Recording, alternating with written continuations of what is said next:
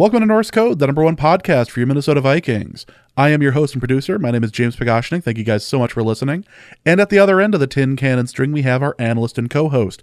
You know him from numerous blogs and podcasts around the internet, most notably from theathletic.com. He is Mr. Useful Human. He is Mr. Arif Hassan. Arif, if teams and social media have learned anything over the past year, I feel like it should be to not try to poke fun at Mina Kimes, because she will hit back, and she will hit back hard. Yeah, she's got like a sledgehammer. It's not worth the fight, man. Those the two things that I know the Cardinals social media for are, one, Josh Rosen is QB1. Yep, that's a famous moment. Yeah, and two, getting blasted to hell and back again by Mina Kimes. So for those that missed it today, it would almost be impossible to miss what happened with the Russell Wilson trade and everything, and obviously Mina Kimes is a famous supporter of the Seattle Seahawks. And boy, of all people to try to poke the bear a little bit, the Cardinals, who are having their own problem at quarterback right now, based on it seemed to be about as long as the Gettysburg Address. Just like small type and everything, but Kyler Murray is having his own issues with the organization. So of all people, of all teams really, to be poking fun at Mina Kimes over this, the Cardinals PR staff decided to have some fun with this, and Mina Kimes tweeted out a picture of Kyler Murray in a Oakland Athletics outfit doing some batting practice. And you know what? She ratioed them. And that was a beautiful thing. That's incredible. Mina Kimes has true poster's energy, despite being a verified 100,000 follower plus checkmark. Yeah, incredible. She hits, and she hits hard. Well, welcome to this episode of Norse Code. Hope you guys are all doing well. We have plenty of stuff to talk about. This was definitely the week to record on Tuesday, because it seems like all the news broke today, especially regarding the Aaron Rodgers agreement to play again this year, Russell Wilson, and the trade. Speculation now over what this means for Kirk Cousins. Eric Sugarman was released. That happened yesterday, but we definitely have a lot of interesting stuff to talk about regarding that. And we're going to talk about some Combine stuff too. But before we start, thank you for listening to Norse Code. We are on the every 2 weeks thing. Hope you guys are doing well. And let's go over to our Patreon stuff for just a moment. If you enjoy the show and would like to donate to the show, help support us, help keep us ad-free and get something in return, you can go over to patreon.com/NorseCode and donate there for $3.50 a month. You get bonus material, you get access to some cheaper merch. You also get access to the Norse Code Discord as well, which is alive, doing well, and we haven't had to mute Don once since the last time we talked about it. So I think that's a positive. Yeah, I mean, we kicked him out of the Case Cookus channel for his crimes against the channel. And so after he came back in, we had to reapply the role to him to make sure that he didn't pollute the channel, because he did find out that he had seen it again. But no, I don't think we've had to mute him or kick him out or anything along those lines. It's just the initial timeout for calling me a tyrant, which I think that's appropriate. No, that's totally fair, and I think I'd even ruled in your favor at that point. Right. No, he knew what he was doing. He got what he deserved. So yeah, all of this is available over at patreon.com/NorseCode. You guys will also get a bonus episode next week, so enjoy that. You can also donate to the show via PayPal at paypal.me/NorseCode as well. You can do that as a one-time donation, or you can go over to norsecode.threadless.com as well and pick up some merch over there. Again, thank you guys so much for your support over the years. It's really, really appreciated, especially during the off season now where things are a little bit quieter, but we still want to provide you with a bunch of great content, and it really helps to be able to do that and not have to do ad reads in the middle of the show every half hour like some shows, every 10 minutes in some shows. Looking in your direction, Luke, but we like to keep things ad-free, and we like to give you things as a result of that if you support us on that. So check us out, patreon.com/NorseCode, paypal.me/NorseCode, and of course the merch over at Threadless. Before we start, just a couple thank yous to a fellow who's going by the name of LeVar Ball, which blew Arif's mind earlier. It's not the same LeVar Ball, probably, but it's just an odd name choice. Well, the reason it blew my mind was I was like, what a weird joke choice, like a weird troll to choose in like March of 2022. Like 2 years ago, that would have made perfect sense. LeVar Ball was top. But I guess that like, that actually kind of makes it funnier now. It's like, remember a guy, but crazy version. That actually should be a thing. Can we do a remember? No, because then people will just throw in like Aaron Hernandez for no good reason. Well, not for no good reason, for a good reason. Right. But like, yeah, we have to choose less persistent ones. And you know who's good at that? John Boyce. Watch his videos on YouTube. Yes. But yeah, well, like, okay, so this is totally off topic. The other Mike Hughes, the one that tends to show up when you Google him, the one who's dead and not the one who's most recently employed by the Kansas City Chiefs. Like I was talking about him at the combine because I was like, hey, have any of you Googled Mike Hughes just like ever, right? Like not even recently, just like ever. And they're like, why would I do that? I know who that person is. They are not like relevant to football right now. And I was like, no, that's exactly why you should do that. Because if Mike Hughes became good at football, you would not be able to see this gem. Mike Hughes is a flat earther, or was, I should say, a flat earther, who was a bit of an amateur rocketeer. You can see why his head was. He was a bit of an amateur rocketeer that attempted to go up into the atmosphere to see the curvature of the Earth, or rather to disprove that the Earth has a curvature. So like if I wanted to use kind of the most complimentary words possible, I would say a very hands-on empiricist embracing the spirit of observational science. That's all I'm going to say about that. He actually died during an amateur rocket experiment, as you'd expect, but not one to prove that the Earth was flat, one to get the Discovery Channel out of his hair. So good job, Discovery Channel. You killed the more interesting Mike Hughes. I don't know if you remember a guy crazy version. Tune in next week or 2 weeks from now on North Code. Like if you're showing up next week, you'll be podcasting with by yourself. Well, I mean, that sometimes happens here. It would be the worst show we've ever recorded, but that's possible. No, some of those early. No, you're right. Me running my own show while highly attuned to disaster would still not be as bad as some of those early episodes. Some of the early Justice episodes. No, definitely not. Well, let's thank a couple of people here. LeVar Ball, thank you. A fellow who's going by the name of P. Green. Great. Thank you so much. And Sam McMullen, thank you guys so much for your support over on Patreon. All right, let's go right into it. Let's get into some Combine stuff. There was no Combine last year. And you attended this year based on or you just had a bunch of people over and went to a steakhouse. One of these two things happened based on the Twitter pictures that you were posting over the last week. So first thing we can talk about Indy and the Combine. There's some question about the 40 times this year, probably more than most years, as far as unofficial times and the turf. What's going on there? Yeah, so both the unofficial and the official 40 times were faster than you'd expect, especially for wide receivers. The unofficial times were kind of extremely wild. Now that I think just had to do with the way that the start mechanism connected to the production studio's timer for the unofficial times. But still, after all of the official times came in, the NFL Network tweeted, or actually NFL Research tweeted out this was the fastest year ever for wide receivers, running backs, linebackers, offensive linemen, and defensive backs, which is 6 of the 7 or 8, if you include special teams, position groups at the Combine. And if like Malik Willis had run, this might have been the fastest quarterback group ever too. Like, it's just kind of okay. And I don't know, like, I think that this just has like, it's not that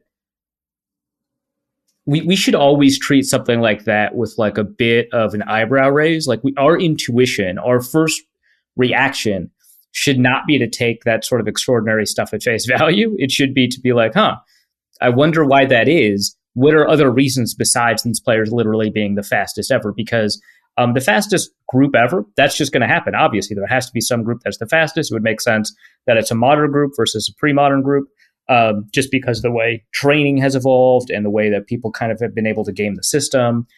Here's actually one really good example of how you can maybe not game the system, but train for the 40-yard dash in a way that does not improve your athleticism, right? So if you train your start as a sprinter, just general, if you train your start as a sprinter, you can shave off a ton of time. A lot of athletes, when they initially train for the combine, will run a 40, be disappointed at their time, and then the trainer will spend just a little bit of time training their start, and they'll be able to shave off a tenth of the second immediately. Now, obviously, that's the biggest gain you can get, that initial boost in training. But one of the interesting things is you can't actually train like a sprinter as you kind of get deep in the weeds, the technique of doing the 40-yard dash at the NFL Combine, because sprinters have blocks, and sprinters can do basically whatever they want before they cross the line. And then obviously if they cross the line before the start time or whatever, it doesn't matter. But the Combine trains you to not move forward, because any movement, the timer starts. So if you roll your shoulders forward, which is very natural for sprinters to do, that will start before your feet lift off the ground. And so you have to train it into combine athletes to move their back foot forward as their first step, so that their first step is immediately translatable. And it's actually really difficult to control what your literal first movement is. And so that plays a big role. And so these kind of like small details that get discovered as people train for the 40 year after year after year after year, matter a lot. So it makes sense that faster times would occur more recently than previously, right? And so, that's not the issue. The issue is all 6 position groups, really, honestly. And here's one way to think of it. I was doing positional cutoff work, which I'll talk about in a little bit, on cornerbacks, right? And I was trying to look for cornerbacks that ran faster than a 4.54, which is the average over the course of the past decade and a half of combine and pro day workouts that I have for cornerbacks. Whether or not they made the NFL, they ended up on the list of potential prospects, ended up getting drafted or signed as undrafted free agents. And the average is 4.54 seconds. Now, the combine average is always going to be a little bit higher than that, just because they tend to be the best of the best. You get a bunch of undrafted free agents and pro day workouts from people that are not going to be as athletic. That's just how it works. But out of the 31 cornerbacks that actually ran the 40-yard dash, 28 of them ran faster than 4.54. That's insane. That is like not likely. Just from like, if you grab the fastest cornerback class in the past like 10 years, gave them the best possible training, you would not get that. Now, apply that across 6 out of the 7 positions. One of those positions doesn't even run, really. It's the quarterbacks, right? And you should be immediately suspicious of what's happening. So I listened to some people that might have a little bit more information. I listened to Austin Gale's podcast over at the PFF network. I listened to Lance Zierlein's podcast, or rather the Athletic Football Show, which Lance Zierlein was on with Dan Brugler, to kind of get a sense of this, because I think that if you're looking at it at a macro level, this is an interesting story aside from, whether or not these players are good or not, or whether or not these players are athletic or not, because it should beggar belief that this happened kind of naturally and conveniently.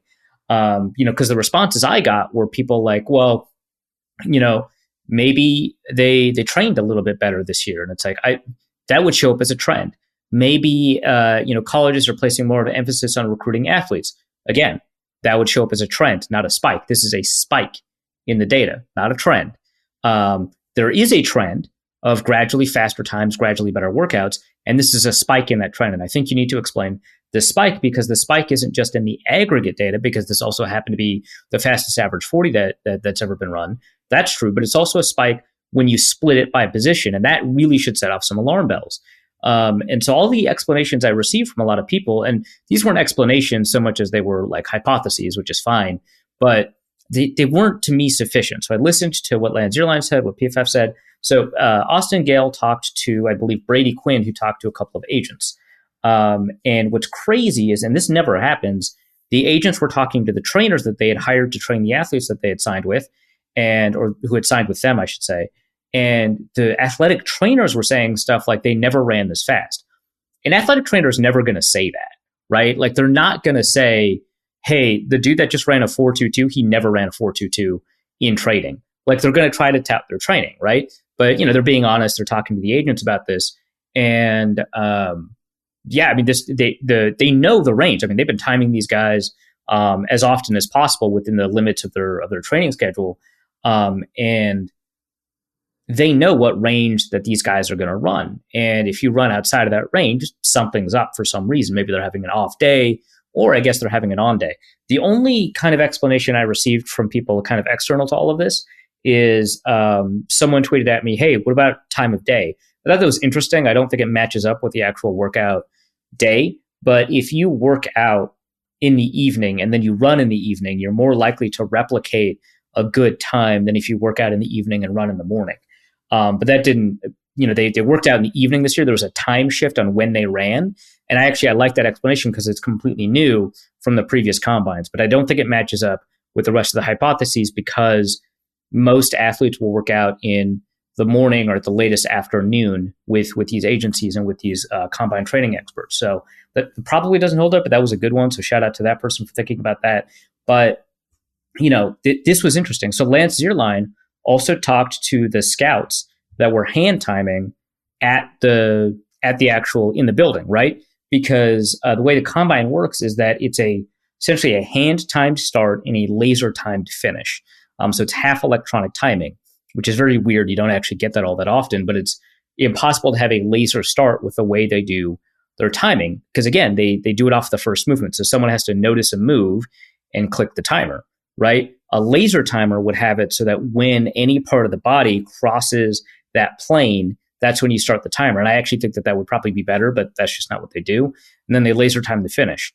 That's the official time that we get is that.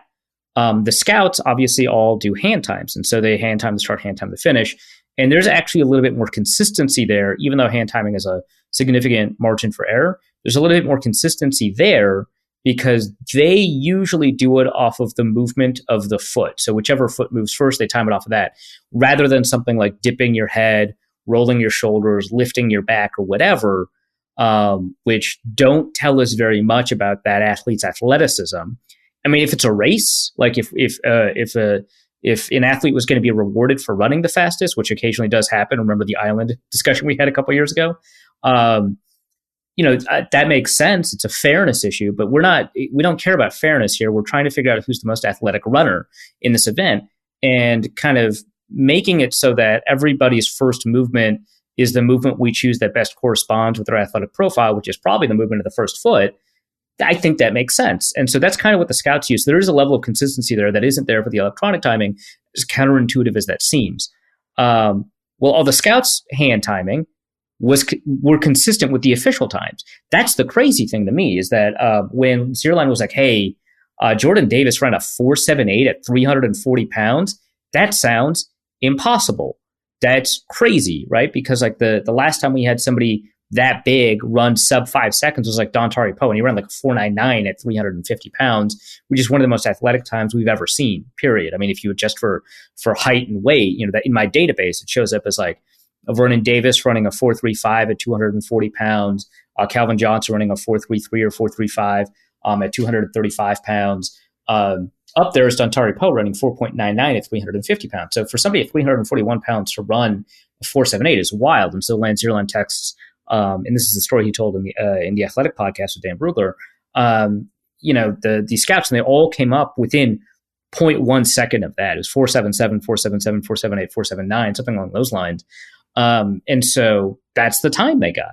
And so it's not an issue, as I initially tweeted, with the timing mechanism, because it seems like the hand times are kind of matching this. So then what is it? So Lance then texts someone at the Colts, hey, did you install new turf?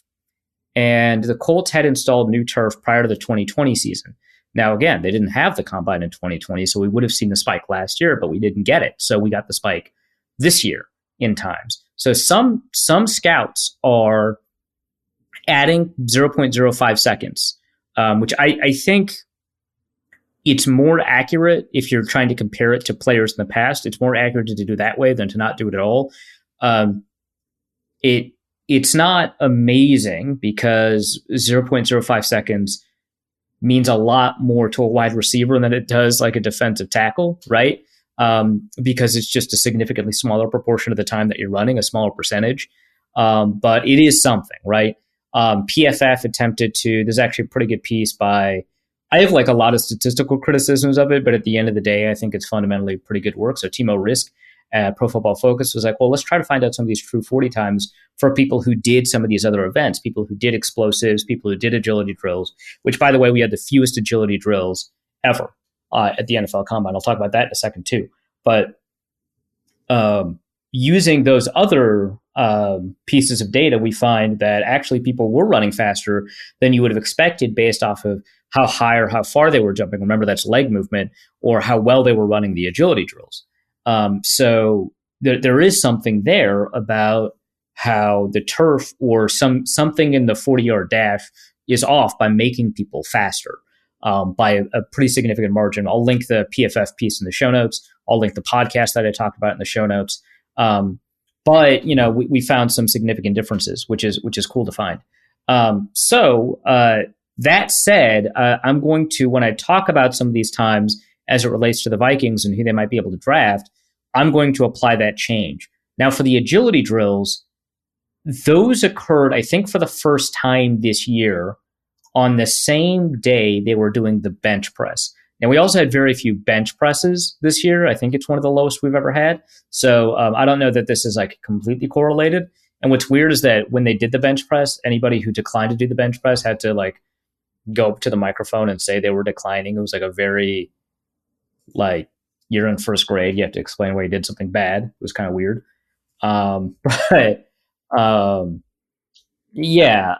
That is odd because you tend to bulk up for bench press day and then lighten up for the 40-yard dash or the agility drill day. And the agility drills tend to occur on the same day in previous years, but because they wanted to make the Combine a primetime event and move the 40-yard dash to like the 7 p.m. Eastern slot, you had to move around all these other workouts. And you end up with, this might be the reason you end up with fewer people opting to do it then and instead opting to do it at the pro day. But which really complicates things in terms of like edge rushers and linebackers and offensive linemen, where the agility drills are like much more important than the 40-yard dash. So we end up with like some pretty crummy data this year. Obviously, it's better than last year, but it is just a strange year again for using workout data. The idea that they try to make this into a big, like, evening thing, too. I realize the NFL is doing everything it can to monetize everything it has, but it does seem like the move to do this has caused a couple of problems. Yeah, the scouts were complaining about this a little bit. I was talking to a general manager in Indy about this, and he didn't like it.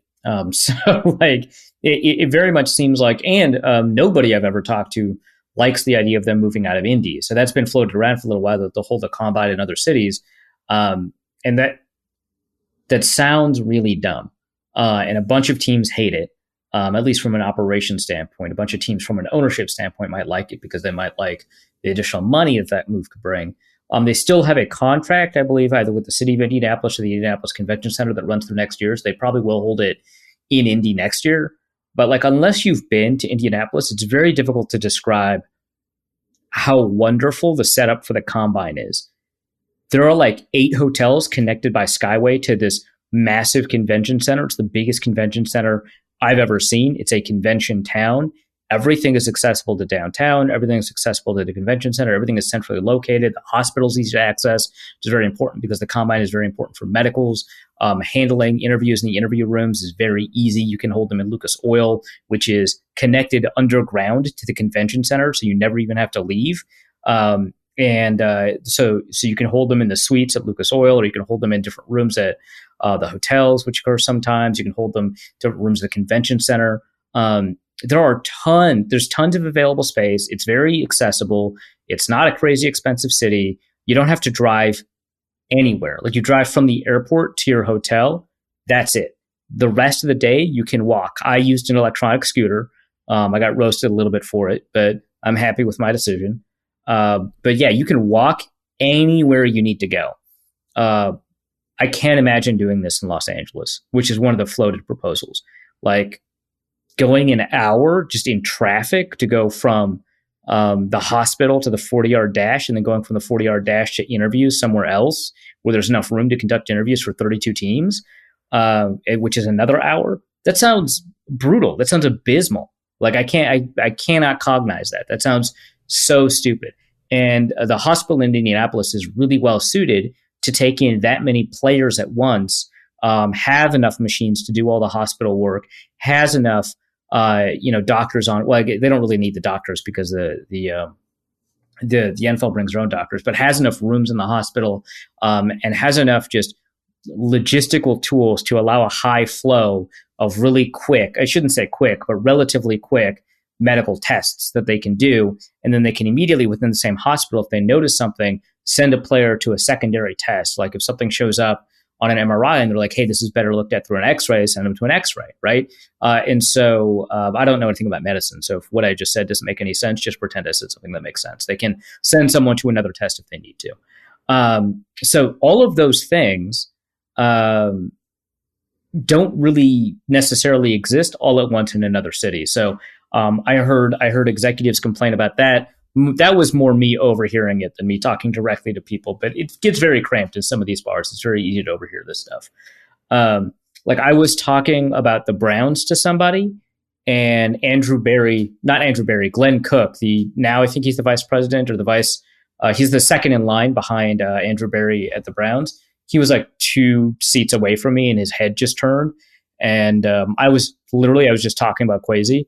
And so he became pretty disinterested because it wasn't like Kwesi is good or bad. It was like Kwesi said this, right? So like it didn't matter, but it was just like that's what happens when you have these conversations, right? So they very much are antagonizing the football operations people with the way that they're handling the combine, and will apparently continue to do so for the next couple of years. Well, let's talk about some. I want to say Viking specific stuff, but this is all draft stuff. Let's talk about some people who stood out, especially on the interior offensive line and corner. 2 positions that we desperately need to be filling this year. Yeah, the Vikings are probably, we don't know for sure, obviously, are probably going to draft a cornerback in the first or second round, and might draft an interior offensive lineman in the first or second round. They might draft a cornerback in the first 2 rounds, right? Like that would totally make sense to me. It obviously depends on whether or not they've got the ability to move cap space around. Like if they restructure Kirk Cousins or rather extend Kirk Cousins and restructure Danielle Hunter, they might be able to create enough cap room to sign like Patrick Peterson back and, maybe sign Mackenzie Alexander back. And then suddenly you've got 3 corners if you trust Cameron, but whatever. I think that the most likely scenario is that they draft a cornerback in the first 2 rounds.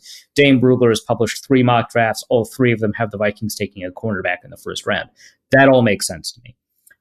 So there are a couple of cornerbacks that ran at the NFL Combine. The ones that really, I wanted to pay attention to Sauce Gardner, Ahmad Gardner over at Cincinnati, who a lot of people consider to be the top cornerback in the draft. Actually, what's interesting is that Dane Brugler has Trent McDuffie as the top corner, even though he doesn't have the, I guess you'd say, measurables, right? His length is not the same as you typically put for the top corner in a draft.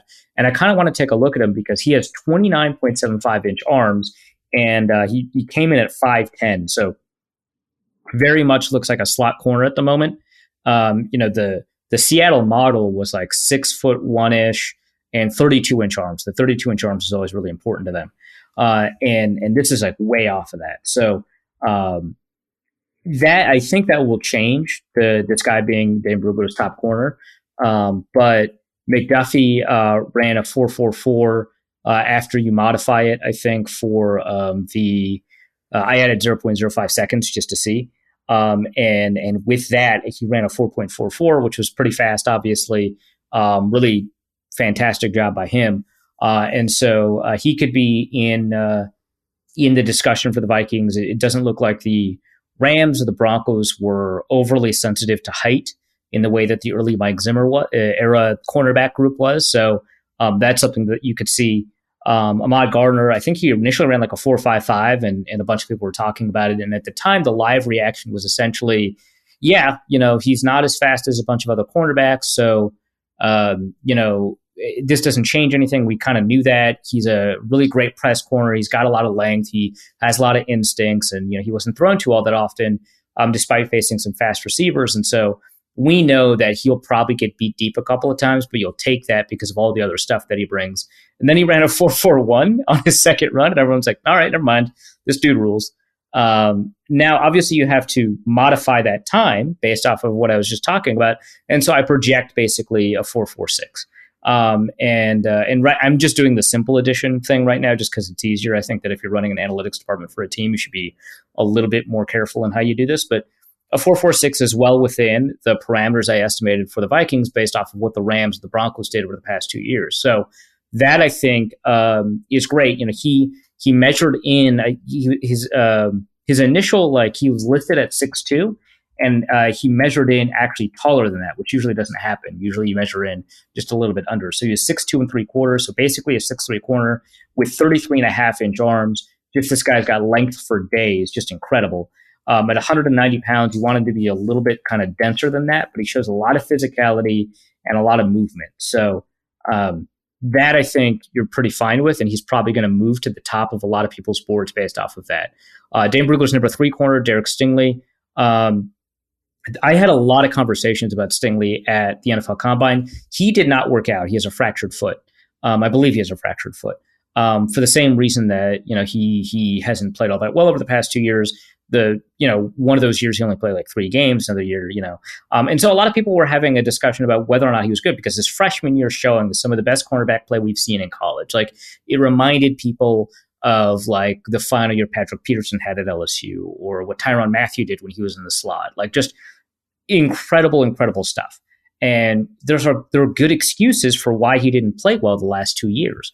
The fractured foot and the fact that there were only 3 games and you weren't going to win anything in those 3 games. So he's kind of disinterested, and that's fine. And so the question is, are you going to find that guy that played so well as a freshman? And so I suspect when I put together these boards, is going to be pretty polarizing in terms of where you get him. So yeah, again, he didn't work out. It would have been nice, but I think he probably would have met, just based off of what people say about him and what you kind of see when you watch him play. He probably would have met the projected Vikings threshold of 4.54 seconds in the 40-yard dash. We'll kind of see. But his measurables are basically, they're fine, right? They're not amazing. He's a 6-foot corner, but his arms are a little bit short at 30.625 inches, and so which is 5/8. So you're not going to get a measurables monster, but you're going to get somebody who meets kind of the measurable thresholds that most teams have. You're really buying into him for his athleticism and his instincts, not his measurables. Plus, he's just a mean corner as well. So that's something that I don't think he's going to work out at the pro day because I think that foot's still probably going to be a problem, but that's somebody to keep an eye on.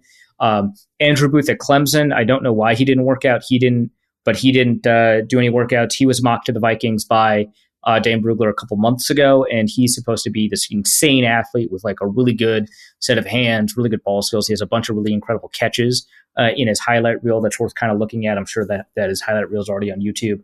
But he didn't work out. That would have been fine.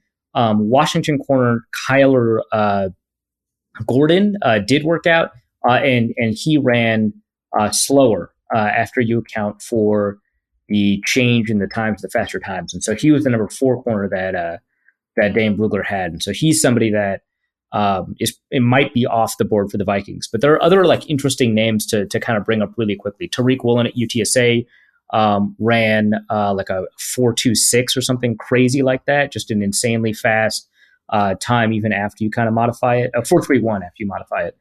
Just an incredibly fast time. And he has really great measurables, 6'4", 33-inch arms. I think that he's going to get drafted higher than his initial film grade. He's somebody that Brugler had as the 9th corner. He might move up a little bit. I don't know if he's going to beat Kobe Bryant, which that's his name, at Cincinnati, but currently he is beating that guy. But, Bryant was playing opposite Gardner and got a lot of interceptions because they were targeting him instead of Gardner. He's going to make some team pretty interested and happy. I think Kalen Barnes ran the second fastest time the combine's ever had. Official 4.23, modified 4.28. He's somebody that is definitely worth watching, but he's a lot smaller. So at 183 pounds as opposed to Tariq Woolen's 285 pounds, under 6 feet tall, 31 and 3/4 inch arms. So we'll kind of see kind of what goes on there. But those are names that I would initially I'd keep an eye on in terms of people that might fit the Vikings. So we've talked about the corners. Can we talk about the interior offensive linemen? Yeah, this one's interesting because the number one guard in Brugler's report, Kenyon Green for Texas A&M, he doesn't look like he'd be a good fit for the Vikings. We've had this discussion a lot. Hey, they want zone guards and you want athletes. And, this is like reminiscent of the Will Hernandez debate. Like, hey, why aren't the Vikings interested in Will Hernandez? He's clearly the best guard in college football right now.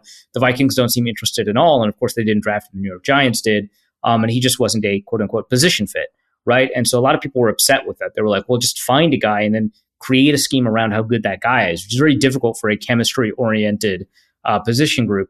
We might have the same discussion about Kenyon Green, who after you modify his 40-yard dash time, it's tough because the Vikings or rather the Rams and the Browns, who I'm using as because that's where Kwesi Adofo-Mensah came from, who uses a similar system, seem to prioritize the 20-yard split, which I don't know why that would be, but we can use the 40-yard dash as an approximation because we don't know what the 40-yard, we don't know what the 20-yard is until it gets released in like a week.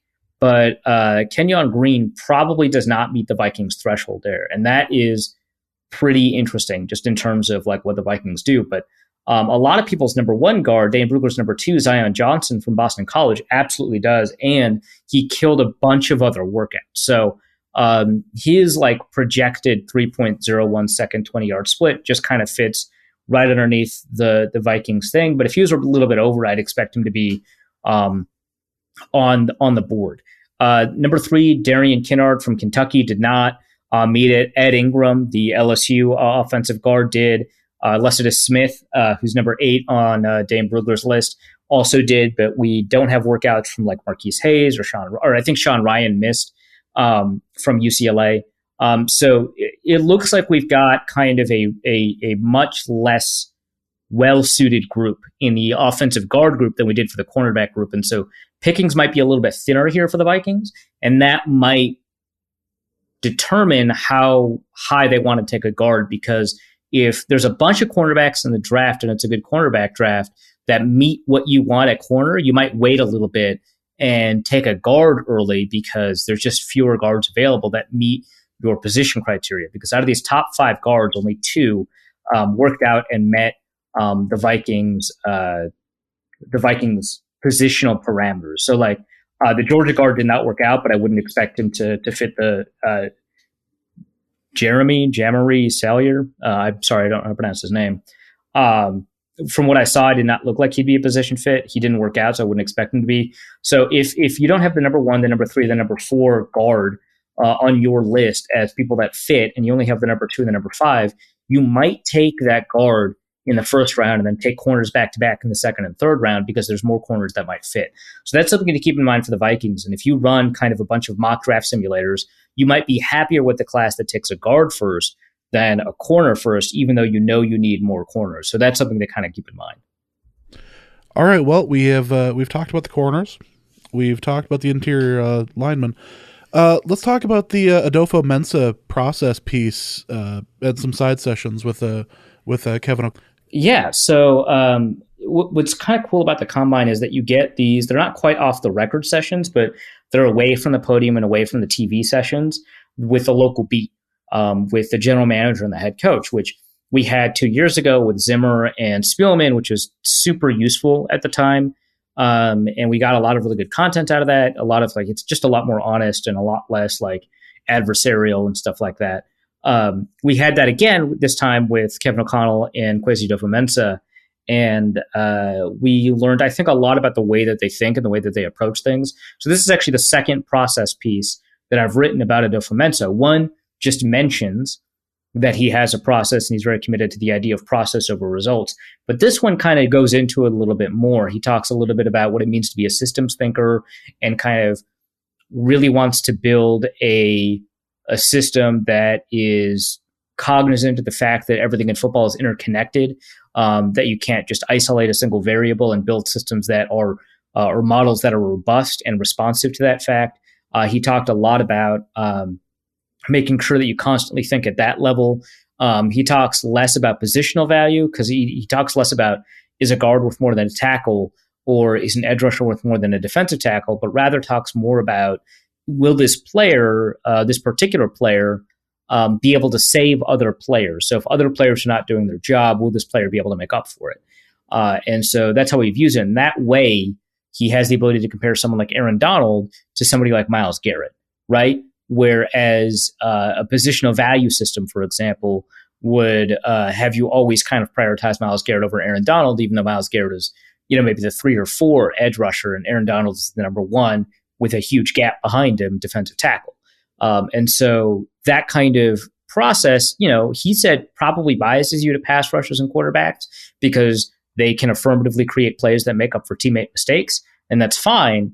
But it's not really a question about positional value so much as it is a question about what that player provides within their positional parameters. So I thought that was interesting. Check out that piece at The Athletic. It's pretty long, but I think that it does a decent job of kind of delving into what it means for both Kevin O'Connell and Kwesi Adofo-Mensah to talk about process, because you hear a lot about general managers and analytics nerds talk about process over results, but sometimes you don't always know kind of what that means or what that looks like. And here we get kind of a sneak peek into why you would or how you would execute on this idea of process over results, how you take a look at a roster and think about it from that perspective, rather than the perspective of like, what have you done for me lately? How can we project the best future outcomes for the team based off of the options available to us?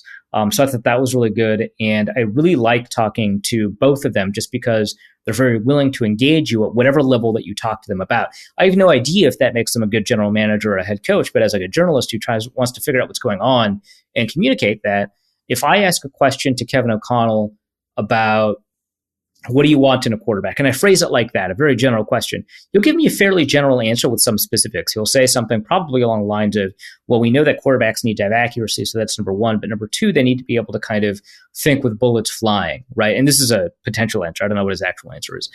Think with bullets flying. And so they need to be able to process information really quickly and make a decision really quickly, right or wrong. And third, you need somebody who's a good leader, something along those lines, right? Where he'll give you some specifics, but give you a very general answer, right? Whereas if I asked a question along the lines of, when it comes to determining quarterback arm strength, do you pay more attention to throws over the middle and tight windows or the trajectory of the ball on deep balls, and which is more important to you? He might say, hey, that question about arm strength really kind of digs into why NFL coaches care about that sort of stuff.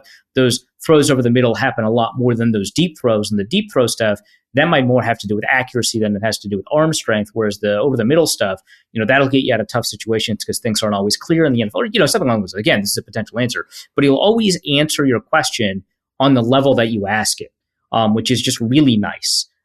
So that is just, and that's something I noticed about Adofo-Mensah as well. Having these conversations with them, I think, has affirmed how excited I am to cover them. But again, I have no idea if that makes them good or bad at the job that they're hired to do. It's going to make it easier to cover them, at least in the first couple of years, than it was the last couple of years of the Zimmer-Spielman era. So that is going to make, I hope, for better stories to be able to write and share with people. And I'll be able to kind of get a better understanding of why the Vikings make some of the decisions they do, because of the past couple of years, I've been making educated guesses. And I think that from the draft, I've done a pretty good job. I don't know about, free agency or tactically I've done a pretty decent job in terms of predicting what they'll do on the field. But in the draft, that's done pretty well. But the more information I get, the more I'll be able to kind of get an understanding of why they make decisions they make, and kind of be able to explain to people, what that means for the Vikings and how their roster construction might look. So take a look at that piece over The Athletic. I'm pretty proud of it. I was able to turn that around fairly quickly. And then, of course, there's the piece about the combine workouts. I did the offense. By the time many of you are listening to this, I'll have probably submitted my article on defensive players that fit. I don't know if it'll be published yet, but that's something to watch out for as well. Well, there was a big bit of Vikings news that came out yesterday that initially was really sad for those who've paid attention to the team over the last 16 years. And then things got a little bit weird. And I'm referring to Eric Sugarman, the head trainer for the Vikings. He's had a number of different titles, including he was the head contact for all the COVID stuff during the 2020 season, and then immediately got COVID after his interview with Peter King. That was that was one of the more Vikings things that could have possibly happened. We said at the time, we still say it now. This is why we can't have nice things. But Eric Sugarman, who in some circles is credited with kind of helping Teddy save his leg, is credited in some circles with helping Adrian Peterson recover and become an MVP the next year after his ACL tear, was let go by the Vikings this year, or rather was let by the Vikings yesterday. And then things started to get weird after some of the tributes started to come in from fans talking about the Donut Club and everything, and specifically former Vikings. Yeah, it is pretty interesting, like, because the reputation that we get is somewhat curated, like you said. So there's the Adrian Peterson thing, there's the Teddy Bridgewater thing, which, my understanding was that he was like really crucial into making sure that Teddy Bridgewater still has a leg, right? So it's not as if,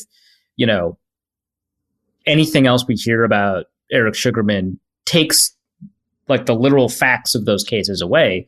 And then also he's been fairly well recognized, and this goes way back to his work with E.J. Henderson, who broke his femur, I want to say, and they were able to get him back on the field and have like a Pro Bowl season. Like, he was really remarkable.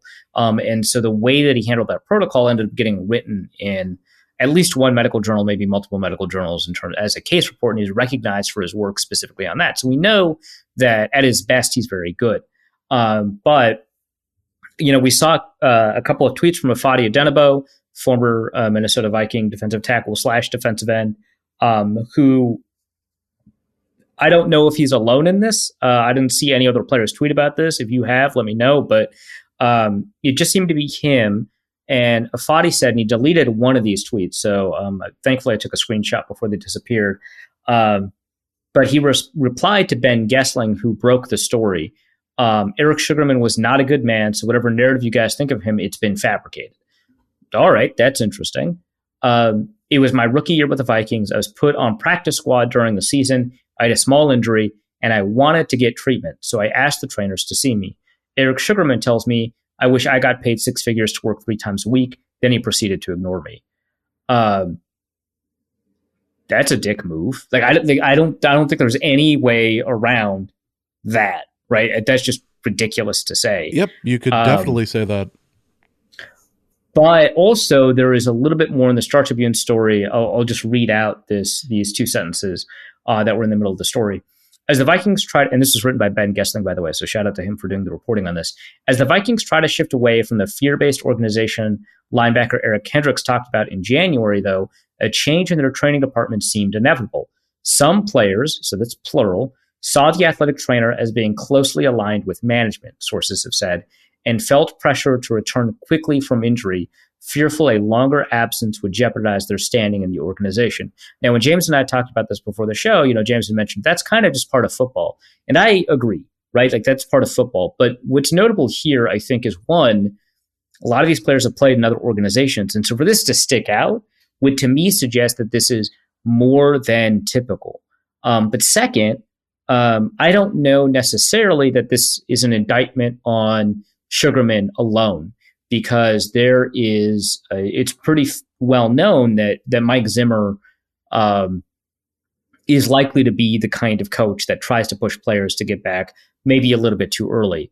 He said, like, you can't make the club in the tub. He has kind of been very offhand about players who are injured and not getting back on the field at a time that he thinks is appropriate. He's been kind of vocal about when he thinks players are not necessarily telling the truth about the status of their injury. That remained one of my biggest criticisms of Mike Zimmer, and specifically that came to a head when it very much seemed like he was very dismissive of Sharif Floyd, defensive tackle of the Vikings drafted in the first round of 2013, who was projected to go around 3rd overall and fell all the way down to the Vikings pick around, I want to say 23, because they picked 23, 25, and 29 in that draft. because they were going to pick Xavier Rhodes, and then the Colts picked, and then the Vikings picked Xavier Rhodes at 25. Yeah. And it turns out that actually Sharif Floyd couldn't come back to practice because during surgery, Dr. James Andrew nicked a nerve in his knee or something along those lines. Knee doesn't make sense based off of the next thing I'm going to say, but again, I don't know that much about medicine, so anybody who knows, correct me if I'm wrong. But nicked a nerve that prevented his hamstring from firing, just why knee doesn't make sense to me. But fine, whatever, right? And Sharif Floyd ended up suing James Andrews. I don't think he ended up suing the Vikings. He might have for not for that can sometimes happen. That's one of the risks you accept when you consent to a surgery, but for the fact that he didn't consent to the surgery.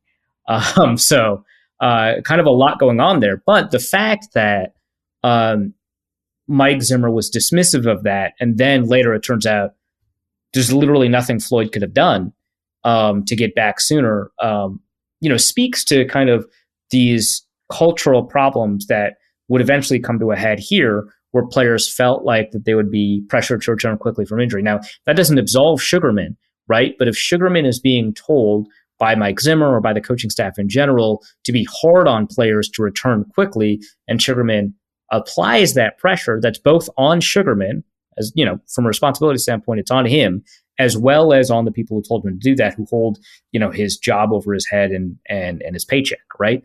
And so those are all parts of the story, and the fact that this seems to be part of a cultural shift for the Vikings that are attempting to move on past this might kind of give some credence to this. Now, obviously, the Vikings released a statement that has nothing to do with any of this.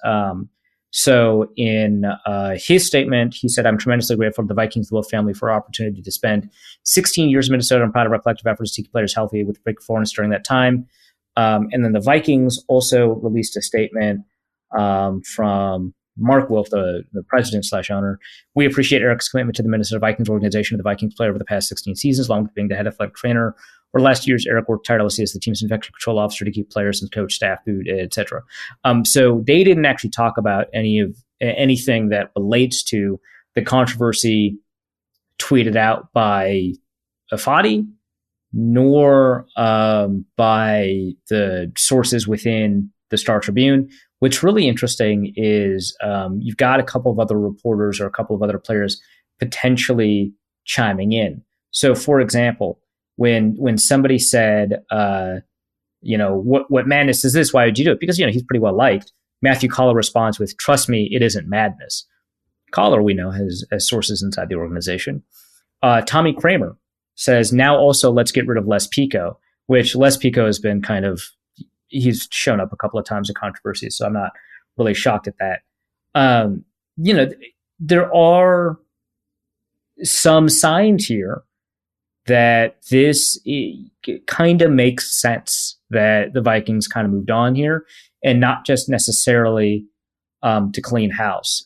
There are throwaway Reddit accounts from people where it kind of confirms it. I don't want to repeat it because I can't myself verify the accuracy of it.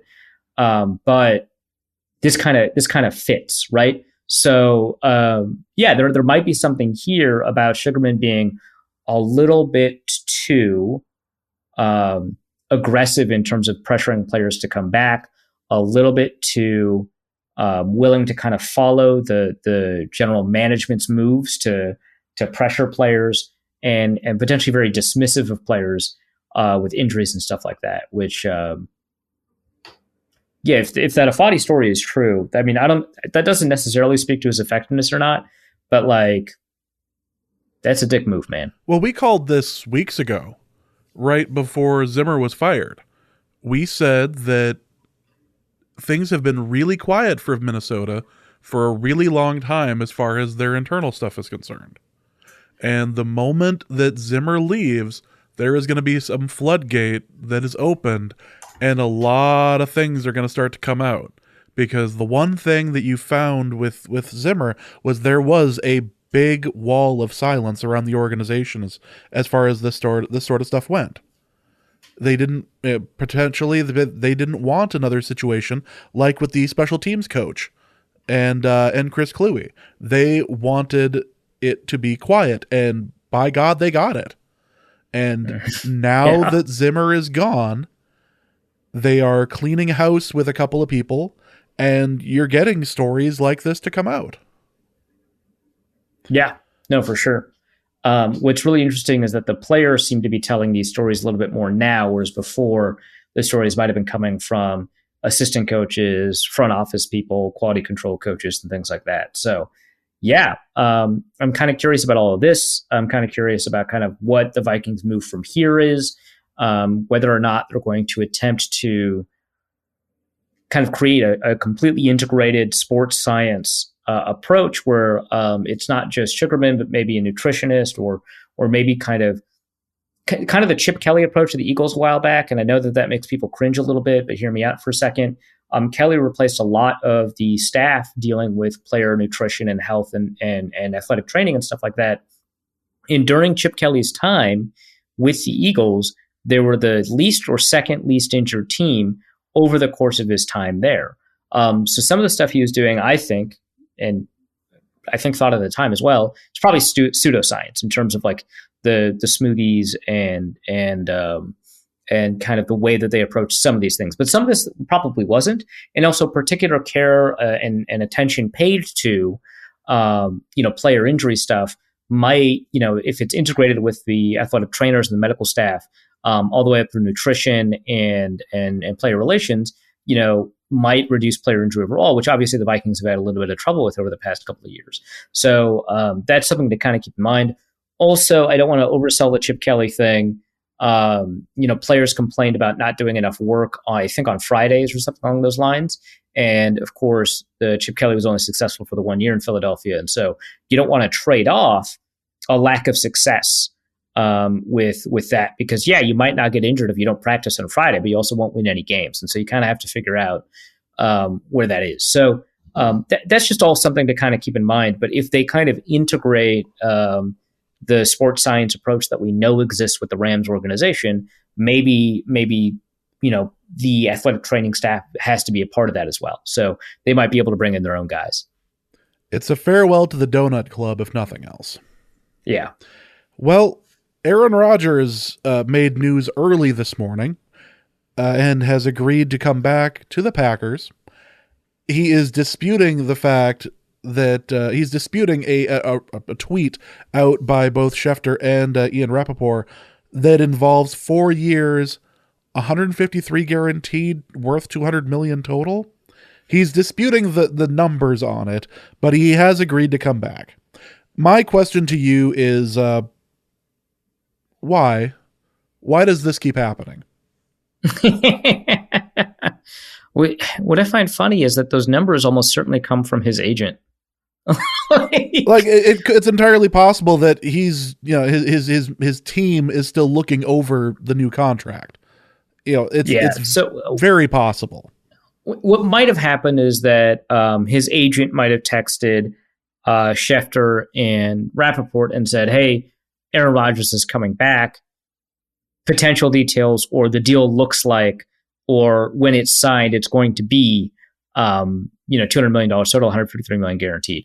And the way that Schefter and Rappaport, tweeted it out made it seem like that was the deal that they agreed to. I don't know. It would not shock me if Aaron Rodgers ends up changing the deal just slightly to make Rappaport and Schefter look bad, right? It's $155 million guaranteed, $198 million over 4 years, not 200 over 4 years, 153 guaranteed, or something along those lines. He just wants to be technically correct, which, as we have long discussed on the show, is the best kind of correct. Yeah. So, which also means that Justice, unfortunately, was technically correct that Rodgers is coming back. We'll see if that's medium term or long term, but certainly in the short term, he is. That makes the Jordan Love pick very funny, but also the Packers might be able to trade him for something. So we'll see about that, but that does make it a little bit more interesting in terms of the way the Vikings have to approach this offseason, because if Rodgers is gone, which I'm sure one of the reasons among many that the Vikings would wait on the Kirk Cousins deal, is if Rodgers is gone, now you're the only team with a quarterback in the division. Like maybe Jordan Love is good, but right now you're the only team with a quarterback in the division. So this is a really good chance to have a home game in the playoffs. Now that's, going to be a little bit harder. So we'll see about that. But it does make the quarterback market look a little bit different. As soon as that Rodgers deal was announced, of course, the next item on our agenda in the podcast is the Russell Wilson trade deal to the Denver Broncos, because it sounded like George Paton, former Minnesota Vikings assistant general manager George Paton, now the general manager of the Broncos, basically decided to wait until the Rodgers news was announced and then pulled the trigger on the deal for Russell Wilson, which I believe the deal is 2 first-round picks, one this year, one next year, 2 second-round picks. I don't know if next year's second-round pick is included, but the Broncos do have 2 second-round picks this year, so it might be both of those, as well as quarterback Drew Lock, defensive tackle Shelby Harris, and probably the best piece in the trade that's not a pick, Noah Fant. I think there's like a 5th-round swap in there too. It kind of doesn't matter to me, but obviously it'll matter in terms of the draft. Here's the Schefter information on it. Sure. We have Denver's first-round pick this year, pick 9. Mm-hmm. We have Denver's... Pick 9? God. They went with pick 9. Then the second-round pick this year, which is pick 40. Mm-hmm. Denver's first and second-round picks in 2023. So Denver does have a second-round pick this year then. Yep. Okay, great. Denver's 2022 5th-round pick for the 2022 4th-round pick from Seattle. Okay. So the Denver Broncos get to move up a little bit in the draft. I guess they're like, we got to get something back. In a manner of speaking, yes. They went from a 5th to a 4th. Also, they got Russell Wilson and traded away a significant bounty. So Seattle has the 40th and the 41st pick in the draft, which is kind of funny. Denver has the Rams' pick from I think the Von Miller trade. So they pick 64th. Great. Huge moves. Everyone's making big moves. So remember the Seahawks traded their first round pick this year to the New York Jets for Jamal Adams, along with another first round pick, which I believe was last year's. The Jets pick 1 pick later than the Broncos. So the Seattle basically got their pick back, and all they had to do was give up Russell Wilson. No biggie. I mean, anytime you have that option, anytime you can do that, 10 times out of 10, you got to do it. Yeah, there's no question. So, what's great is that you've got a bunch of like sort of back-to-back picks this year. So you've got the Giants picking 5th and 7th, right? Because the Giants have Chicago's pick. You've got the Eagles picking 15th and 16th, as well as 19th, which is cuckoo bananas. You've got Detroit picking 32nd and 34th because of the Matthew Stafford trade. Then you've got the Jets picking 35th and 38th. Then you've got Seattle picking 40th and 41st. There's a couple of like kind of back-to-backs in here that kind of feel a little bit like Vikings drafts after all the trading is done. So it'll be kind of like a curious draft in terms of how it ends up playing out. But anyway, I think that the Broncos probably came out the better end of the deal. It really depends on whether or not you think that Russell Wilson can kind of capture not even last year, but the year prior his form there. Now, obviously, the Broncos have a better offensive line than Seattle does, but Russell Wilson always makes an offensive line look worse. So that's just going to be part of. The Denver Broncos offensive line, which was kind of average-ish, is now going to look a little bit worse. But it's if you can get a Pro Bowl quarterback out of Russell Wilson, you've got which I guess technically he made the Pro Bowl these last 2 years, but I mean, yeah, whatever. But like his performance in 2019 was really excellent. He had a bunch of game-winning drives. He ended up, I think, with like the 3rd best or something along like that in adjusted net yards per attempt. He really came on in the second half of 2020, but really you're looking for like the 2017 to 2019 Russell Wilson if you're the Denver Broncos. And if they do that, of course, the Broncos are in an incredible position, except they still will probably place 3rd in their division. So that's the thing is they're going into a division with the Raiders, Fine. Fine. The Chargers, they're emerging. Justin Herbert, yeah. And then you have Patrick Mahomes, who has not fallen off. Yeah, so you've got 2 top 5 quarterbacks, and your hope is that Russell Wilson can achieve those heights, which I don't know about that. The thing about Wilson, of course, is that he is cheaper for the Broncos than Mahomes is for the Chiefs. So there's that. So you could, in theory, build a better team around him. It's going to be tough without those first-round picks, but that's just the cost of doing business. But his cap hit for the Broncos is like $25 million this year and I think next year. So really phenomenal for them, right, in terms of having essentially a cost-controlled quarterback, right? You're paying him Teddy Bridgewater money, and you're getting probably better than Derek Carr performance. And so you might be able to build a defense and free agency and stuff like that a little bit easier. You know, you can stay relevant in a division that really doesn't want you to be relevant. And, you know, you can't trust the Chargers anyway. So it's always possible that you can kind of pull something off and grab a wild card. Or if you're on a good year, you know, kind of beat the Chiefs for the top spot in the conference. But yeah, the AFC is looking even stronger now. The AFC could have looked crazy if Rodgers was traded, but this is something. And it leaves a vacancy for the quarterback spot in Seattle. Seattle looks real weird right now because let's face it, that defense was a war crime last year. And they just let go of Bobby Wagner. Yeah, right before we started recording. They are not good, or at least they were not good last year. Pete Carroll, they're embracing that fact this year. Clearly, sure. Pete Carroll is 70 years old. A lot has been said about Pete Carroll today. Pete Carroll is 70 years old and is going into a rebuild. He's got a lot of enthusiasm. He's got a lot of energy. He feels 50, James. Is that it? I thought that, you know, maybe this is time for him to step away from coaching and just hit the 9/11 conspiracy theorist like speaking tour instead. Maybe it's time. Can make a lot of money that way. Well, can make a lot of money that way. But there's a lot of the game too much. There's a lot of loose change. He loves rebuilding. There's a lot of loose change involved there, but we're not talking about that. What we're talking about is, I don't know if that has to count as a pun, but still, that's good. That counts as a pun. But it seems odd that management went with the coach and this instead of Russell Wilson, and clearly Russell Wilson.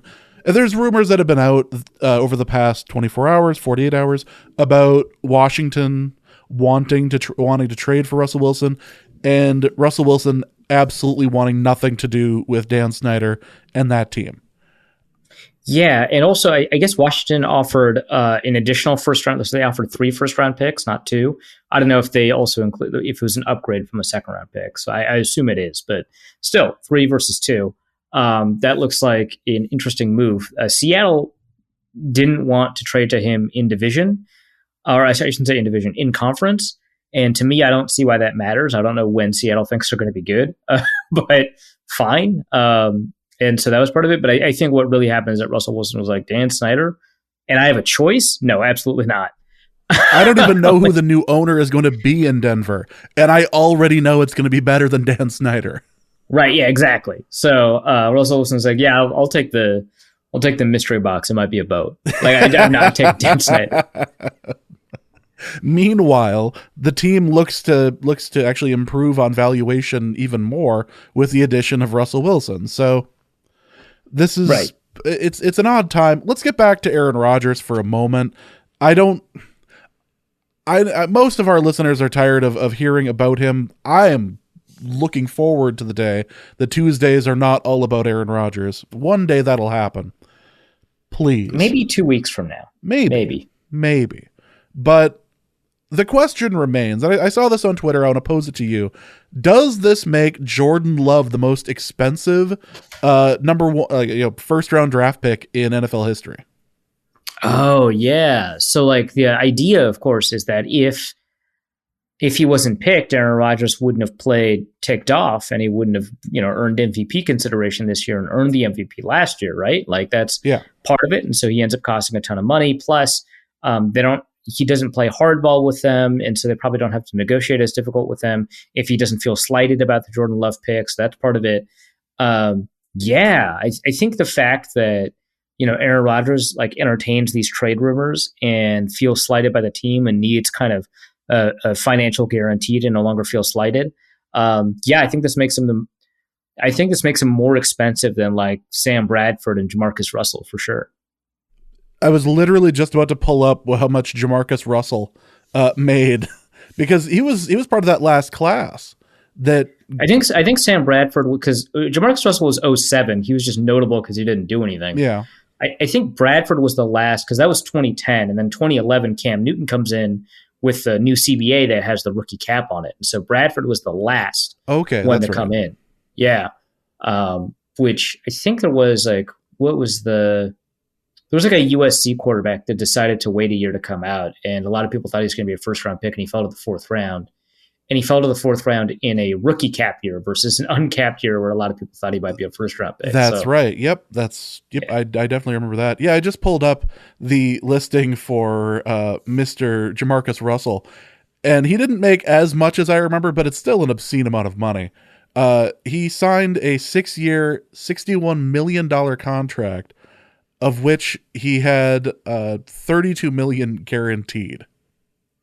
And I remember the days when a $10 million a year quarterback was like expensive. Yeah, no, absolutely. And let's face it, all of us knew that quarterback prices were going to reach this point. Yeah. They were going to be more than than Cousins is making this year. We all knew that eventually the market was going to go there. It doesn't make Kirk Cousins' cap hit any less ridiculous this year. It doesn't. Right. I mean, he still consumes an enormous percentage of the cap for sure. But now you're looking as the Packers are going to be discovering here, what happens when you pay a quarterback this much? You've now franchise tagged Davante Adams, and you are still like $44 million over the cap right now. Regardless of the cap is a myth thing, who the hell are you going to have on defense next year?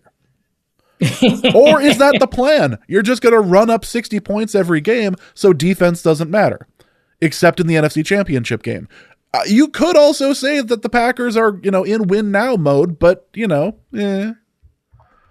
Right. Yeah. I mean, this is a pretty remarkable way to get to a loss in the NFC Championship game. It is. Like, there's a lot of steps involved in this. Yeah. It really is a bunch of like gymnastics to take another embarrassing L, but it'll be fun to watch in January when we can't even watch the Vikings do that. Nope, there's a lot of steps involved in this Last Dance Part 2. You're running the only thing they haven't done is put out the stupid image again. But yeah, who the hell are they going to have on defense? They can't re-sign anybody. Yeah, so the two teams with the least amount of cap space in the NFL right now are the Green Bay Packers and the New Orleans Saints. So the Packers, so this is according to SpotTrack. It might be different at Over the Cap because of the way that you might do cap accounting, the way you might do rollover cap, the information that you get from the NFLPA on the cap, whatever. But SpotTrack right now has negative $49.2 million for the Packers and negative $42.4 million for the Saints, negative 42.5. So they're both over negative $40 million versus the cap. The Vikings are negative 14.75. So which is next, right? It's the Vikings rank 30th in cap space with negative 15, right? But there's a $30 million gap between them and the Saints in terms of available cap space. So I find that like fascinating. But yeah, the Packers can't sign anybody. They have fewer players under contract than anybody else, except for the Buccaneers with 53. I think the 49ers and the Cardinals also have less, but like they only have 53 players under contract.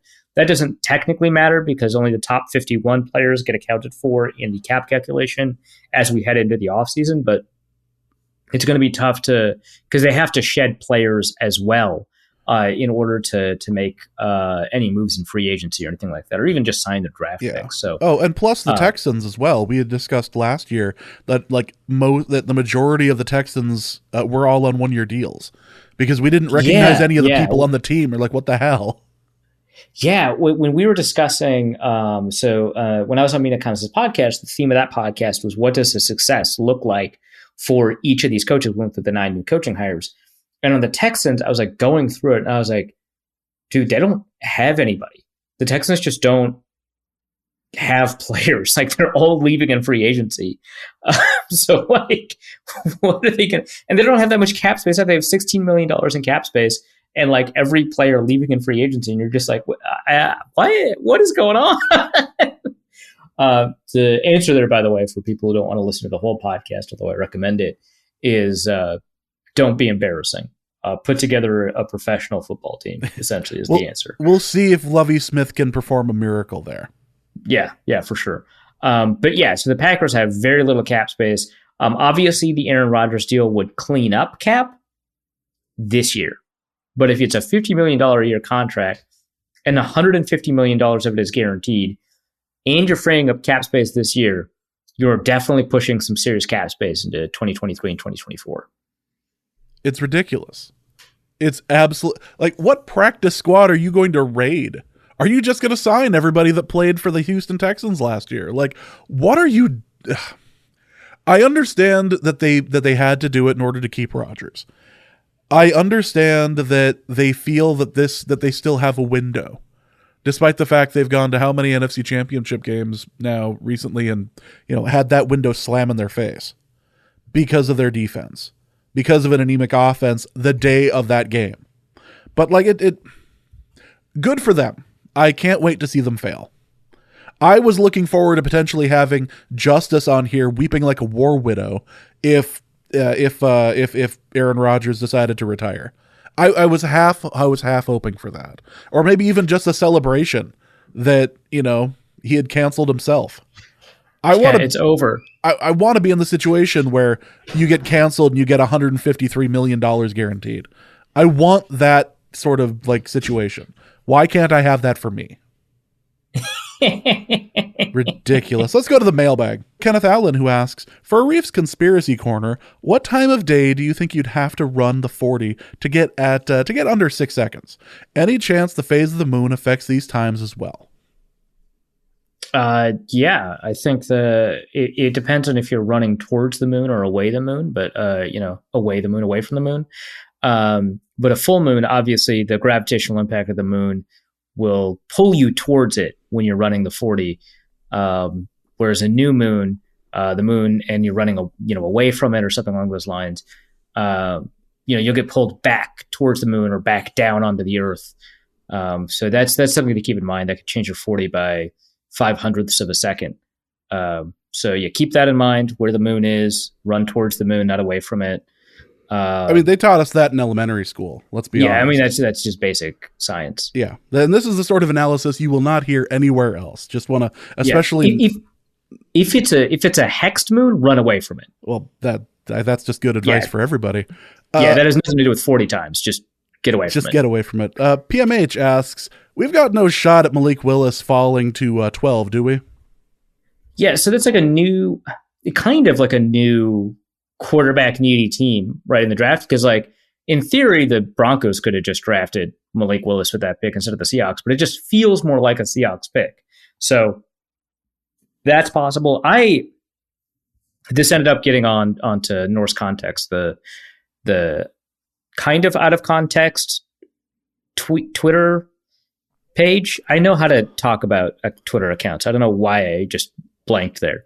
There's a Twitter account. I think you just wanted to see if they would make reference to the fact that we were talking about them in an out of context every time tweet. They tweet something out, I'm just like, oh, I'm going to remember that this account exists by the time I start recording, and I'm like, oh, I'm going to have to be careful about what I say. And then when we start recording, I totally forget that like other Twitter accounts even exist, much less that one, except during breaks when I tweet. Well, yeah. But or even during your discussions when you tweet. Yeah, right. They tweeted this out that I said on the Mina Kimes show, I want to like Malik Willis, and I just can't. It's very difficult for me. I did like what I saw at the Combine. He did very well at the Senior Bowl. He ran a super basic offense at Liberty. But even within those parameters, I don't think that he was making the correct reads. He's a little bit more accurate than he gets credit for, but I don't think he's a good quarterback. So he's a guy that needs to sit a year. I don't know if you take that guy at 9, but I think the Seahawks might. We'll see about that. But there's a lot of quarterbacks that could potentially go in the first round. Someone asked me what's the craziest thing I heard at the Combine. This is it, although I think they meant to say something else. So let me caveat it by saying I'm pretty sure they meant something else. But this is the phrase I heard, which is I think 5 quarterbacks could go in the first round. This is from somebody in an NFL executive position. I think what he meant was that he could see 5 different quarterbacks going in the first round. But the character of how he was saying it was trying to insist to me that the quarterback class wasn't as bad as everyone was saying it was. And so you can see why it comes off as attempting to say that 5 quarterbacks will go in the first round because this quarterback class isn't as bad as you think it is. But I would imagine that what he is attempting to get across was that, hey, I could see 5 different quarterbacks as potential first rounders this year. That's how good the quarterback class is. I think that you're all wrong about it. I disagree with this person, by the way. But that I thought was really interesting. So Malik Willis could be that guy. Desmond Ridder could be that guy. The more I see of Kenny Pickett, the less I see him being that guy. Like, he does not have an arm, man. Like, it is brutal. Like Desmond Ridder had some trouble at the Combine. I was able to actually watch it in Lucas Oil, which is kind of cool. Typically reporters don't get to see any of the workouts in person. So it's dumb. We all go to the Combine. We all go to the giant ballroom that they put us in. And then we watch the TVs in the ballroom to watch the Combine for the event that we're at. But this time I actually did get to see the quarterbacks throw. And Ridder had some trouble throwing to the outside. I thought those throws took a while to get there. But his deep ball was actually like really good, which is kind of funny. You didn't really get any of that with Kenny Pickett. But I could see Desmond Ridder going there. I didn't get to see Matt Corral, or I actually don't know how to pronounce his last name. People keep correcting me, so I'm just going to say it however I want. Matt Corral or Sam Howell throw. They were in the first group. I was watching the second group, but I watched Bailey Zappi. I thought he was okay. EJ Perry, I thought, was fine. Skylar Thompson, I think, could get into the first round. He's actually a quarterback that I thought he was really bad in Senior Bowl practice, or Shrine Bowl practices, by the way. I didn't really like Skylar Thompson, but someone's been talking to me about how good he looks on tape. I haven't watched a ton of it, but what that guy showed me was actually pretty good. So that's kind of interesting. What I was able to watch at the Combine was actually really interesting. So I'm kind of getting interested in Skylar Thompson. So there's a lot of quarterbacks that you could potentially go. So I don't know that necessarily be Malik Willis, but it does feel like a Seahawks pick, right? That they would go with Malik Willis. So maybe he doesn't go to 12. I don't know that the Vikings would pick a quarterback based on everything that they've said so far in terms of their capability to compete this year. Now, if the Vikings follow up on the Spielman strategy and continue to trade down in the draft, because remember, the Rams never valued high draft picks, right? They just keep trading them, right? Maybe the Vikings are the same way. The Browns, I guess, which I guess Adolfo Mensa is the one who's actually running the draft. The Browns, I guess, have not really opted out of high draft picks. Like, right, they drafted like Myles Garrett and Jedrick Wills at their spots and stuff like that. So they haven't really drafted down. And they drafted Jedrick Wills in a class full of offensive tackles, where I think anybody would have been comfortable with them trading down and grabbing like Tristan Wirfs or Mekhi Becton instead of Jedrick Wills. But I think that they were comfortable picking where they picked. So we'll see if the Vikings continue to follow the Spielman strategy of trading down to the first round to acquire more picks. If they do that, I could see a quarterback, right? Because then they get a couple of bites at cornerback and offensive line later on. But I don't think that they'll waste if they pick where they pick where they're currently slated to pick. I don't think they'll waste one of those picks. But yeah, maybe it's Malik Willis. If he gets drafted by the Vikings, that's like one of the most fun outcomes. So certainly I'm hoping for something like that to happen, but I don't foresee it. And I don't think necessarily he'll clearly be a good quarterback or anything. Jonathan asks, in an alternative reality where either Rick or Zim stuck around, but the counterpart was the new hire of either Kevin or Kwesi, which pair would have had more success, or would have more success, and why is the draft so far away? The draft is not far enough away from my perspective, the guy who writes about the draft suddenly. It's kind of funny. Like you follow these draft writers, like, Kyle Krabs over the Draft Network, and Dan Brugler at The Athletic, and they're watching college football all year. They're writing up these prospect reports. They're talking to people to learn more about these players. And they can't wait for the draft to get here. Me, as soon as the Viking season is done, which could be in early January or late January, but never February, I immediately have to start becoming an expert on the draft, right? And obviously not expert, right? Because no one's looking to me to talk about like the intricate details of like what Kenyon Green, the top guard in the draft, can and cannot do, right? I have to pick stuff up really quickly on the fly. But I do write about the draft, and so I have to become very familiar with these players really quickly. And so for me, the draft does not, like, it takes not enough time to get, like, it just creeps up on me and then hits me, right? So I am never ready for the draft. There's not been a year in the past 3 years I've been ready for the draft. So no, the draft is not too far away. You shut your mouth. Second, to answer the actual question, I think that the team that meshes well together is the Kevin O'Connell, Rick Spielman team, because Rick Spielman has always been very interested in this kind of thinking.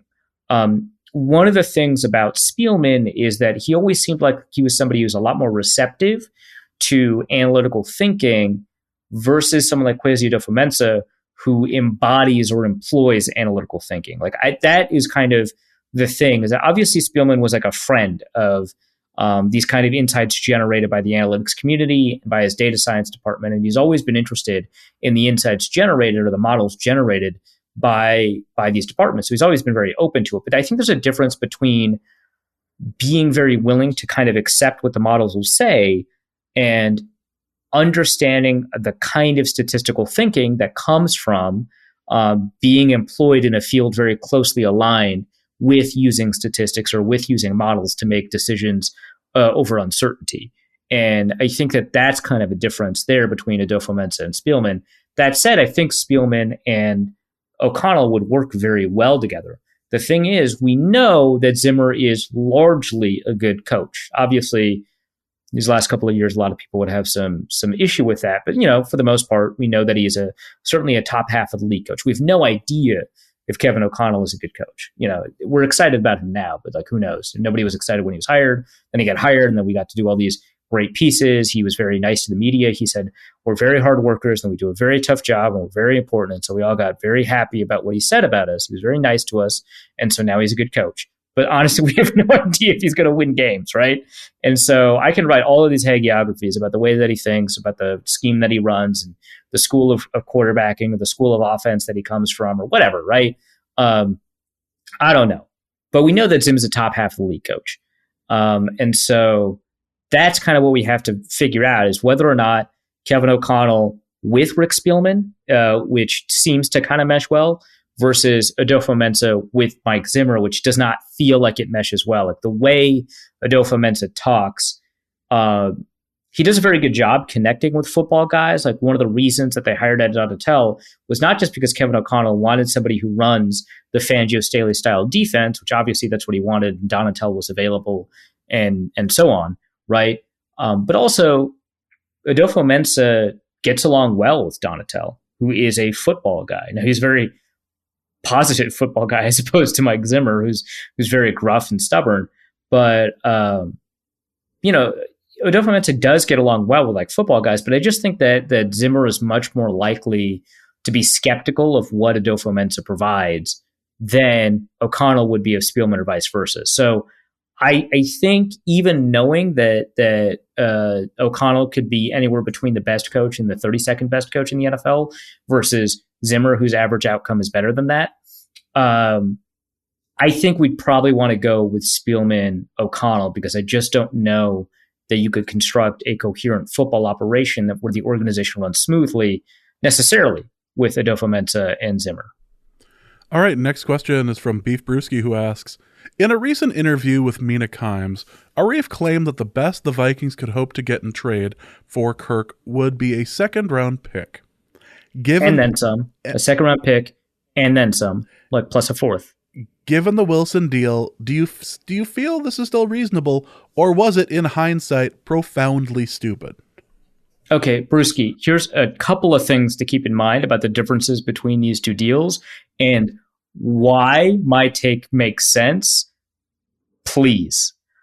One, Russell Wilson only costs the Denver Broncos like $25 million in cap space over the next 2 years. He is under contract for 2 years for like $25 million. That is phenomenal. A team that trades for Kirk Cousins would have to take on $35 million of the $45 million hit, and they'd only have him under contract for 1 year. Not phenomenal. That severely limits your capabilities in terms of how you build a roster around them.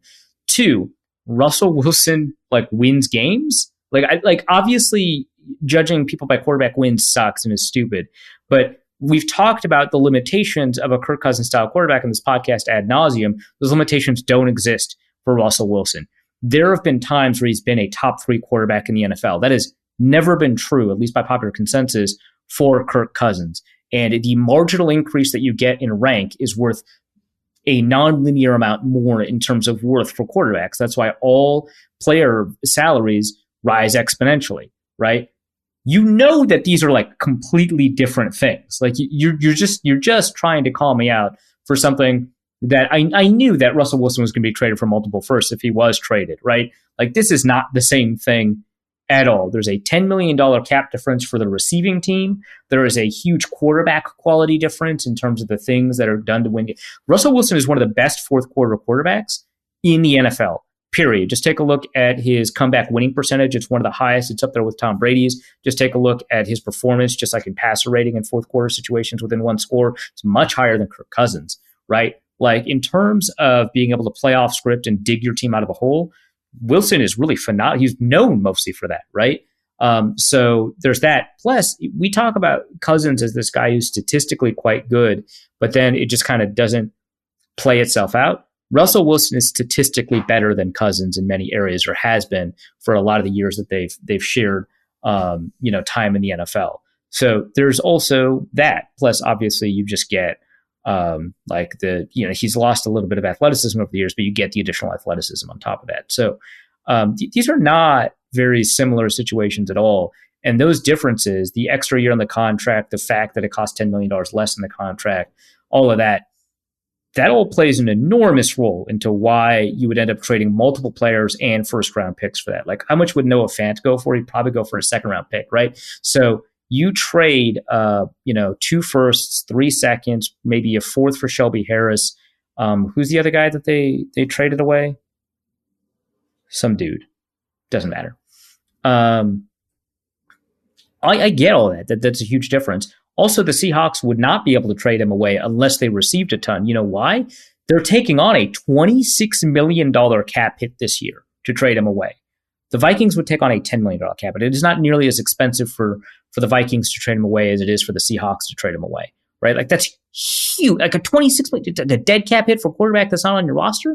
That's wild. That's crazy. No way. Huge differences. Yeah, I'm very comfortable with my second round and then some valuation. I think if the Vikings were given a good first, like a 9th overall pick for Kirk Cousins, they would have already traded him. And despite the fact that I bet they were being completely 100% honest about wanting to build a team around Kirk Cousins, even if they were, if the Seahawks called them tomorrow and was like, hey, I know we're already taking on $26 million in cap space, but we would love the opportunity to take on $35 million more for Kirk Cousins. Do you want the 9th overall pick? The Vikings wouldn't even negotiate. They would say yes and try to send the fax before the Seahawks could renege. Right? Like there's a huge difference here. There's no comparison to be made between these two quarterback trades. All right, next question is from Rek Buddha, who asks, with Rodgers and Wilson off the QB market, does that make it more or less likely Kirk is traded, and how does it affect his value if they entertain offers? You're basically saying what you said on Mina Kimes, you're looking at a second round, maybe a little bit more than that, but does it make it more or less likely that Kirk is traded?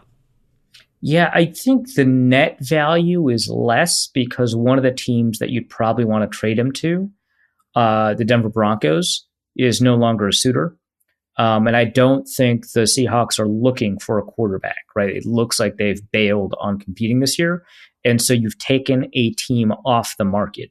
So even though you've taken a potential quarterback off the market, I think the more scarce resource right now, which is the craziest thing to say, I think in most years this is not the case. The more scarce resources teams willing to trade for a quarterback like Kirk Cousins, rather than the number of teams that are willing to the number of quarterbacks available for a trade. Again, crazy to say, but I think that it makes it a little bit more difficult because there's not as many markets for Cousins. Now, of course, if you could engineer a Kirk Cousins and a first round pick for Kyler Murray or something like that deal, that's entirely.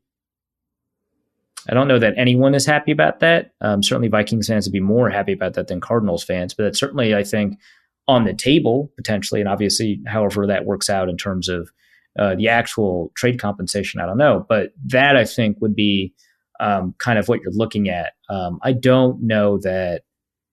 Plus, I don't know that Kingsbury would love a Kirk Cousins style quarterback, so maybe not.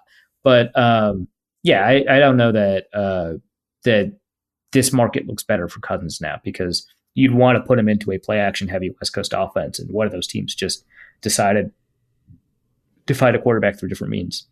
Let's go to Kyle Wilkin, who asks, prediction on the most notable player on the roster now that will be cut or traded before the season, not named Kirk Cousins. Yeah, one of the pieces, so The Athletic asked me to do a cap casualty, and I couldn't think of any cap casualties for the Vikings, so I was just like, I don't know, man, Eric Kendricks. So that's obviously stupid, but I had to pick one, and I wasn't going to pick a guy that was making $2 million a year. Like, it's not interesting if I pick Armon Watts, right? Like, who cares? But of the guys making over $10 million a year, it's basically Dalvin Cook and Eric Kendricks, and I think that they like Dalvin Cook. I think they like Eric Kendricks a lot, by the way. I'm not saying that he's gone, but I'm saying the most likely player that could be traded, I think, would be Eric Kendricks, because if you take a look at how these, and he's a very good player, and he absolutely deserves a market, and he deserves to make more than $10 million a year. Like, he's a very good player. He's coming off a little bit of a down year, but he's had 2 extremely good years as one of the 2 or 3 best linebackers in the NFL. So absolutely, this is not an argument about whether or not Eric Kendricks is worth being on the Vikings roster, but rather an argument about how these rosters are constructed. You take a look at the Chargers defense, the Rams defense, the Browns defense, or not the Browns defense, the Broncos defense. And there's just not a ton of investment in an off-ball linebacker. It's like 5th round picks, 6th round picks, undrafted free agents, right? So like AJ Johnson, I think, was a 5th round pick. Ernest Jones, I believe, is an undrafted free agent. If I'm wrong, it's somewhere along that area. Same thing with the way the Chargers are constructed, the way the Broncos are constructed. Now, the Bears aren't constructed like that. They do have a 1st round pick in Roquan Smith, and they run a very similar defense. But for the most part, these defenses do not invest a ton into linebacker. So if they could get a 2nd round pick back for Eric Kendricks, they might consider it, knowing that they think they might be able to get similar-ish production in the 4th or 5th round from a linebacker or from Chaz Surratt or something like that. So I think that is on the table. I wouldn't say that there is a more than 50% chance of that happening, but I think that is something to consider. All right, next question is from Kyle Slaby, who asks, best restaurant experience in Indy, bonus points if it isn't St. Elmo's. All right, so it's not St. Elmo's, but I think I'm not going to win any bonus points for what I'm about to say, because it's not an Indy exclusive restaurant. It's all over the country. It's Ruth's Chris. That's the best experience I had. It's not the best restaurant in Indy. Like, I love Livery, for example, which is an Indianapolis specific restaurant. First place I ate when I went to Indianapolis. I hung out with RJ Wrights, Benjamin Solak, Ted Wynn, Sheil Kapadia, and I had a ton of fun there. Did they ID Solak? Did they ID Solak like 3 times in order for him to get a drink? They don't ID you if you order milk. So okay, gotcha. Just wanted to double check. Yep, no, for sure. I'm sure they were just ready to put the black X on his hand so that he wouldn't. But just ordering milk, so he's fine. No, so I mean, that was a ton of fun, and that's an Indianapolis specific recommend. I strongly recommend. Their empanadas are great. Their tostada is really good.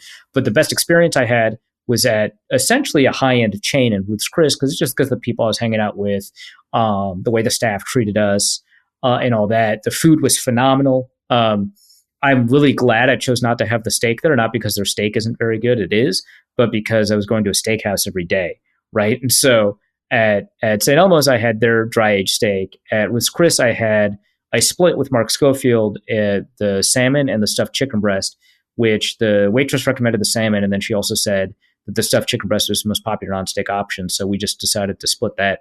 That was really incredible. I'm really glad I did that. And then we went to Fogo de Chao, which obviously you're having steak if you're going there. And so my best experience was that I was able to roast Thor. I was able to roast Mark Schofield. I was able to threaten some of my very favorite friends on Twitter, but in real life. And it was a lot of fun. And so that was my best experience, but it was not an Indianapolis specific restaurant. So if you go to Indianapolis, I would not say go to Ruth's Chris or anything like that, because you can get probably that experience anywhere. But to answer the question honestly, that it was Ruth's Chris. I just had a ton of fun this year there. You know, while we're talking about steak, I have a bone to pick to with you, because Okay. and I didn't mean the pun version of that, but I do have something worth mentioning. A while back, longtime listeners of the show may remember you going off on a rant about how Murray's is a better steakhouse than Manny's in downtown Minneapolis. All right, you brought this up on the Discord. Yeah, and I can't say that I enjoyed Murray's all that much. Really? Did you have the crazy, what do they call it? The silver butter knife house steak or something like that? I had the steak, got the potatoes, and first off, the potatoes were cold, which was weird. What? That was bizarre, and pointing that out almost seemed like wrong. Like I was the one at fault for having the cold food. I was like, this is weird. The potatoes were cold, and like the steak was okay, but it wasn't like I've had better steaks at home, which is like the most like North Dakotan thing you could say. Brutal. But like I was not impressed. No, that's fair. I think that's a lot of experience that people have at St. Elmo's in Indianapolis, right? I think actually, so Harry and Izzy's are owned by the same people as St. Elmo's. They do the shrimp cocktail sauce that everyone talks about, which, by the way, fantastic experience. I recommend it. I think the food at Harry and Izzy's is better than at St. Elmo's, but everyone always goes to St. Elmo's, so that's where I went. So it's totally fine to be like, hey, man, this well-reputed institution. Hey, and maybe Murray's fell off because I did not have the experience that you were describing. That is cold potatoes, man. That's rough, man. I was surprised. Now I will also say that on the appetizers, I ended up getting there's a stuffed mushroom in there, to which I believe I saw the face of Jehovah. But like, wait, what kind of mushrooms were these? They were all of the like geometric shapes that were in the room were really interesting. But no, it's like the appetizer was just fantastic. Like, all right, Arif might be onto something, and man, and they let me down, they let me down. Oh my God. Again, this take was years ago. This is okay. So we say longtime listeners of the show a lot about bits that either don't exist yet or are not that old. This one's really old. This one actually goes back to like 2012, 2013 when I made this claim, because I had experienced, and this might be part of it too, I'd experienced Murray's my senior year of high school. So it might have been just the first high-end steak that I'd had that had been cooked well. And so maybe I'm over-privileging it in my experience. I might have had a number of better steaks since then. So that could be part of it, but the potatoes were phenomenal and they were not cold for sure. The steak was insanely tender. I don't think I've had an experience like that since then for a tender steak that was also flavorful, right? Because I'll very often, not all the time, but very often you're trading off tenderness for beefiness in terms of flavor in steaks, depending on the cut you choose and kind of how it's cooked and all that. So, but maybe Murray's fell off in like the past decade. It's very totally possible. The only reason I went there is because I didn't want a 10 p.m. Reservation. I was like, I wasn't going to deal with that. I was like, yeah. I'll go with Murray's. We'll try this. Not as much. Kevin O'Quigley asks, can Brzezinski create cap space for my school district in Minneapolis? Yeah, man. You got to create cap space. He's your guy. He's your fella. Nolan Kaler asks, for James and Arif Cinema Corner, will you be able to enjoy The Batman knowing how Robert Pattinson prepares food? Now this... I'm so upset he asked this question. This is a throwback. This is at least 2 years old. So, and we're probably going to have to link it in the show notes. I remember something like James. I remember something along these lines, but I don't remember exactly what it was. So I see this question hit my feed. I think it was submitted via Twitter, and I Googled it. I was like, I remember something weird about Robert Pattinson and food, and it was worse than I could possibly imagine. Like, we like viscerally. We basically went through the entire article for that episode of the show, and people are like, "What's so weird?" Like, no, you don't understand. Yeah, I just okay. We'll link the article or an article. I don't know if it was that one that we discussed on the show, but like the best meal of the day is the lunch, which is just tuna fish in a can with Tabasco sauce, not heated up. It's still in the can. That was what he was doing. No, I knew. I think I said it even at the time. I knew a guy in college who would just eat soup from the can cold, and I thought I thought that made him a serial killer. Quite frankly, the thing is, like, if someone explains their college eating habits to me, I just assume, like, yeah, man, it's college. You think you're invincible, and also you don't have money, so like, fine. But like, that's not like Robert Pattinson is very aware of his body. He has to be. It's his job. And also he doesn't lack for money. There's no reason. He might lack for like time. Yep. Right.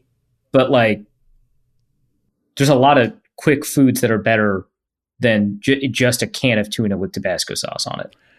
Boy, you'd stay away from a person with that sort of breath. I'm just saying. Okay. Well, but also, okay. So here's the thing about Robert Pattinson. The breath thing might be on purpose. Like, if he's doing that to get bad breath, that might be the goal. Like, he very much did not want interactions during the whole Twilight era. Like, he's like, yeah, I cannot stand these fans. The more they are repulsed by me, the better. Which, power to you, dude. Yeah. No, that totally makes sense. From Ryan, for James's unfaithful partner corner, wow, that came out much worse than expected. Jesus. Since we know Arif is completely untrained for dealing with commercial breaks, when he cheats on the pod, what do you think he does during those breaks?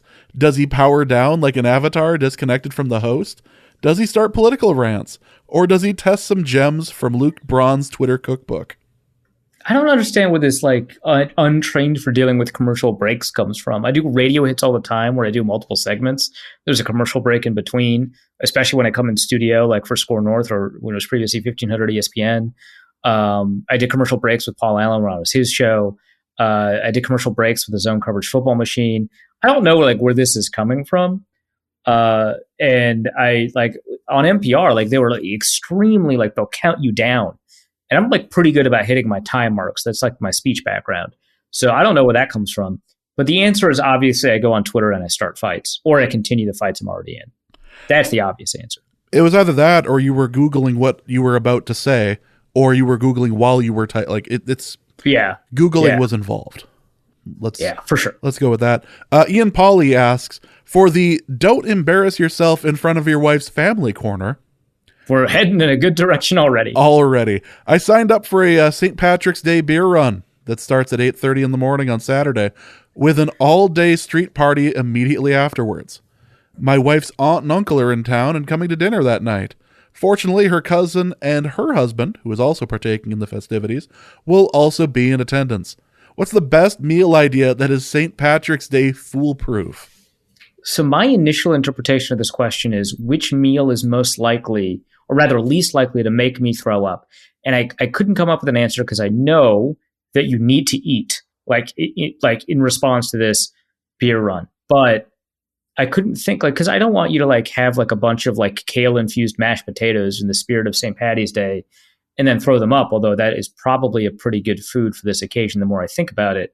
But then James was like, no, the goal is to not put in effort to eat. And so his suggestion, I'm just going to stand by. So you go with the crock pot, you go corned beef, and you take a nap because you, sir, are going to be in rough shape. I know what my body does in these sorts of situations, and my body's not about it. So I'm not saying that you also have the body of somebody who, clearly hates theirs based on the decisions I have made over the years. But dude, find some way of taking a nap. This is a marathon, not a sprint. And at some point you're going to start sprinting during this beer run. Evidently. Yeah. And it will not go well for you. So go with the crock pot, make it as easy as possible. Make it so you barely have to chew it.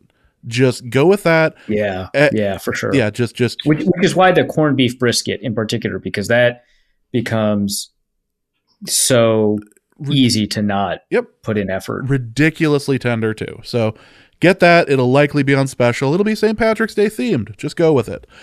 Don from Ohio asks, did the Packers become the Saints North or the Vikings East?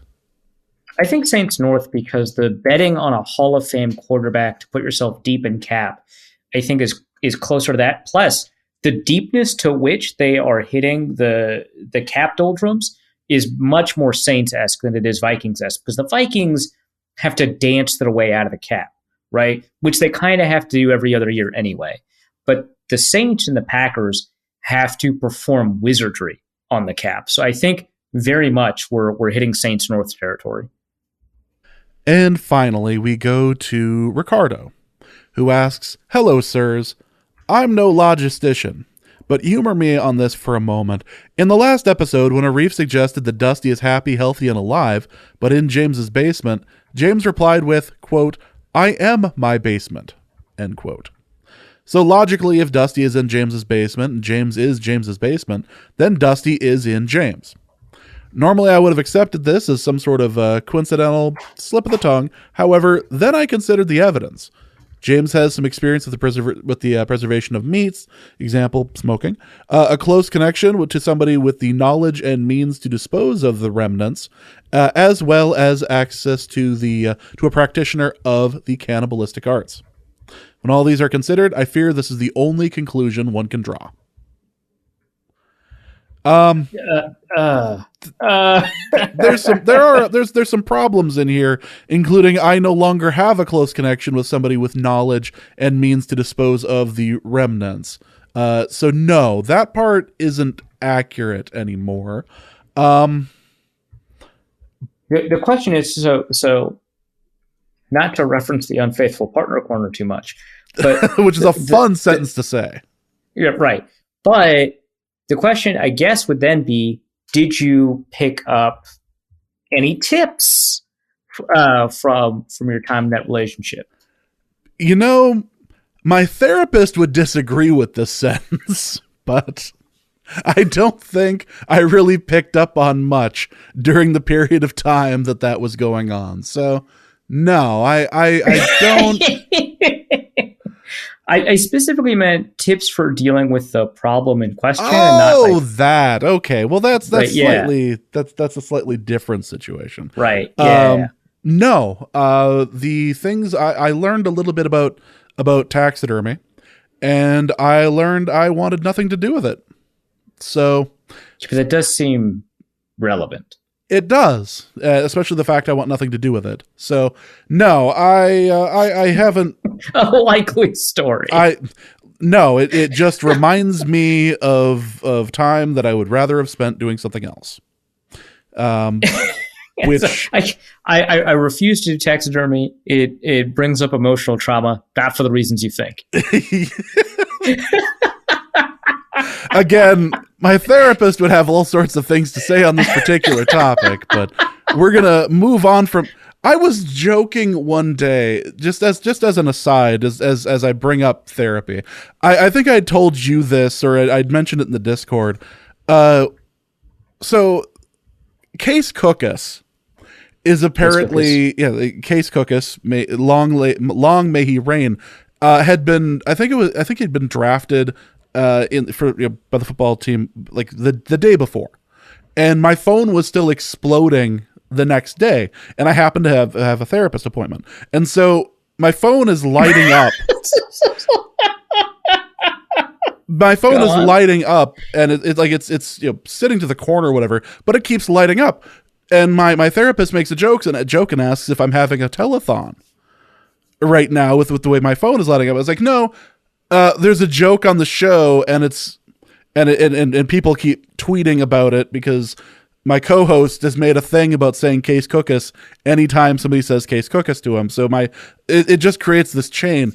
And then I had to explain what Case Cookus was.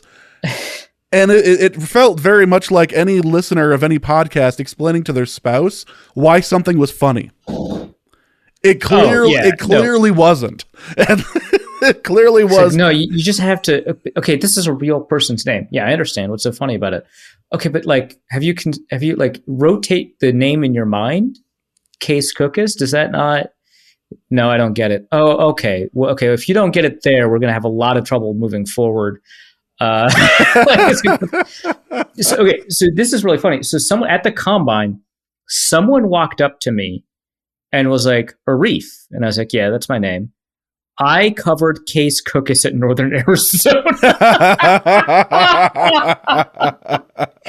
the whole Case Cookus thing had like spiraled so out of control that like this random reporter that I had never covered. She ended up being like really cool. We talked a couple of times at the combine, but that it was like, Arif, you're the Case Cookus guy, but I originally covered Case Cookus. And I was like, holy shit, tell me as many stories as you can. I need to know the Case Cookus lore. I will become the Case Cookus lore master. He's the first offensive player in college football history, as far as we know. This could be contradicted by other evidence, but in terms of people searching to see if this is the case, was the first offensive player in college football history to be ejected for targeting. Yep, we have covered that in the past. Yeah, we have. Like the fact that other people have basically determined that he's the first offensive player, potentially the only one, because I know other quarterbacks have been kicked out of games, like potential first round pick Matt Corral. Again, don't know, don't care. Who's been ejected, I believe, for fighting, which rules. It's not the same as being ejected for targeting. Like targeting. That's so wild. But the Northern Arizona campus, he's a legend there. That is not made up. That is evidently true. People love him. He's super gritty, which I guess if you like play over the course of like 7 years or something like that because of all these injuries, that makes sense, right? That you'd be very gritty. And also unconfirmed, but I believe Northern Arizona's campus is built on a graveyard. I attempted to ask what kind of graveyard, and the person responding was just like the one with dead bodies. Like they didn't get that I was looking for like a curse story. But I think it's just a graveyard. But maybe not. Maybe it's a graveyard of a historically oppressed peoples of some sort, in which case there's like additional juju you've got to deal with there. There might be. Well, when you go full Trent Dilfer, who was the last NFL quarterback to be ejected from a game, oddly enough, because of fighting. When he tried to fight John Randall. I can't get over that. That rules. That's like, don't do it, quarterbacks, but Yep, Trent Dilfer kicked John Randall repeatedly and tried to get into a fight with him. Purple on purple crime. Well, I don't know if he was a Raven at the time. Back in 97. So he would have been a Raven at the time? No, the Ravens didn't exist until like 96. Yeah, so he might have been. That rules. Hell yeah. I'm sorry, John Randall. It's still my favorite obscure bit of trivia. Like it's my favorite like NFL stat. Who's the last quarterback to be ejected? Like, oh, it's Trent Dilfer. Why the hell not? And it was why not? He was a member of the Bucks at the time. Okay, yeah, that makes sense. Yeah. That's a little less cool, but still cool. Yeah. Well, that is going to be it for this episode of Norse Code. Thank you guys. Hope you guys have all enjoyed it. Arif, what do you have to plug? So those pieces I mentioned about which players might meet the Vikings thresholds, the defensive piece is going up tomorrow at some point. I turned in the offensive piece late, so it ended up getting published at 2, and then I never tweeted it out, so I'm sorry. So that's up at The Athletic. The defensive one hopefully will be up sooner than that tomorrow. Plus, I've also got that piece on process that I talked about that I very much enjoyed and I'm pretty proud of. At some point in the future, I'm going to have a feature on Blaise Andries, a former Minnesota right guard who talked about the caffeine at the combine. That's actually not going to be in the story because it's not that relevant, but I just wanted to share that. Plus, I've got some blueprints coming up about how the Vikings can handle this offseason and attempts to accomplish their goal of competing this year. So that's over at The Athletic, theathletic.com/author/Arif-Hassan. And you can follow me on Twitter at ArifHassanNFL. All right, well, that's going to be it for this episode. So for Arif, my name is James. Thank you guys so much for listening. And please remember that the Vikings are not to be trusted. And we'll be back soon. Norse Code is the largest and only division of Norse Code LLC. You can find Norse Code on the Daily Norseman, SB Nation's Vikings blog, at dailynorseman.com. You can also find it on iTunes, Apple Podcast, Spotify, Stitcher, Google Play, and wherever fine podcasts are aggregated. Our Vikings blogger extraordinaire and generally useful human is Arif Hassan of The Athletic, and he can be found at Arif Hassan NFL. I am your producer and host, and my name is James Pagoshnik. You can find me at the show's official Twitter feed at NorseCodeDN or my personal account at Big Mono. If you'd like to donate a few bucks to the show, you can do so in a few different ways. You can go to patreon.com/NorseCode and donate there. For $3.50 a month, you get bonus material and more. You can also go to paypal.me/NorseCode for a one-time donation, or you can go to norsecode.threadless.com and pick up some Norse Code merchandise. Any questions or comments that cannot fit in a tweet can be sent to norsecodepodcast@gmail.com. On behalf of the Norse Code staff, thank you so much for listening. Our formula is this. All things are possible through the power of Ben DiNucci.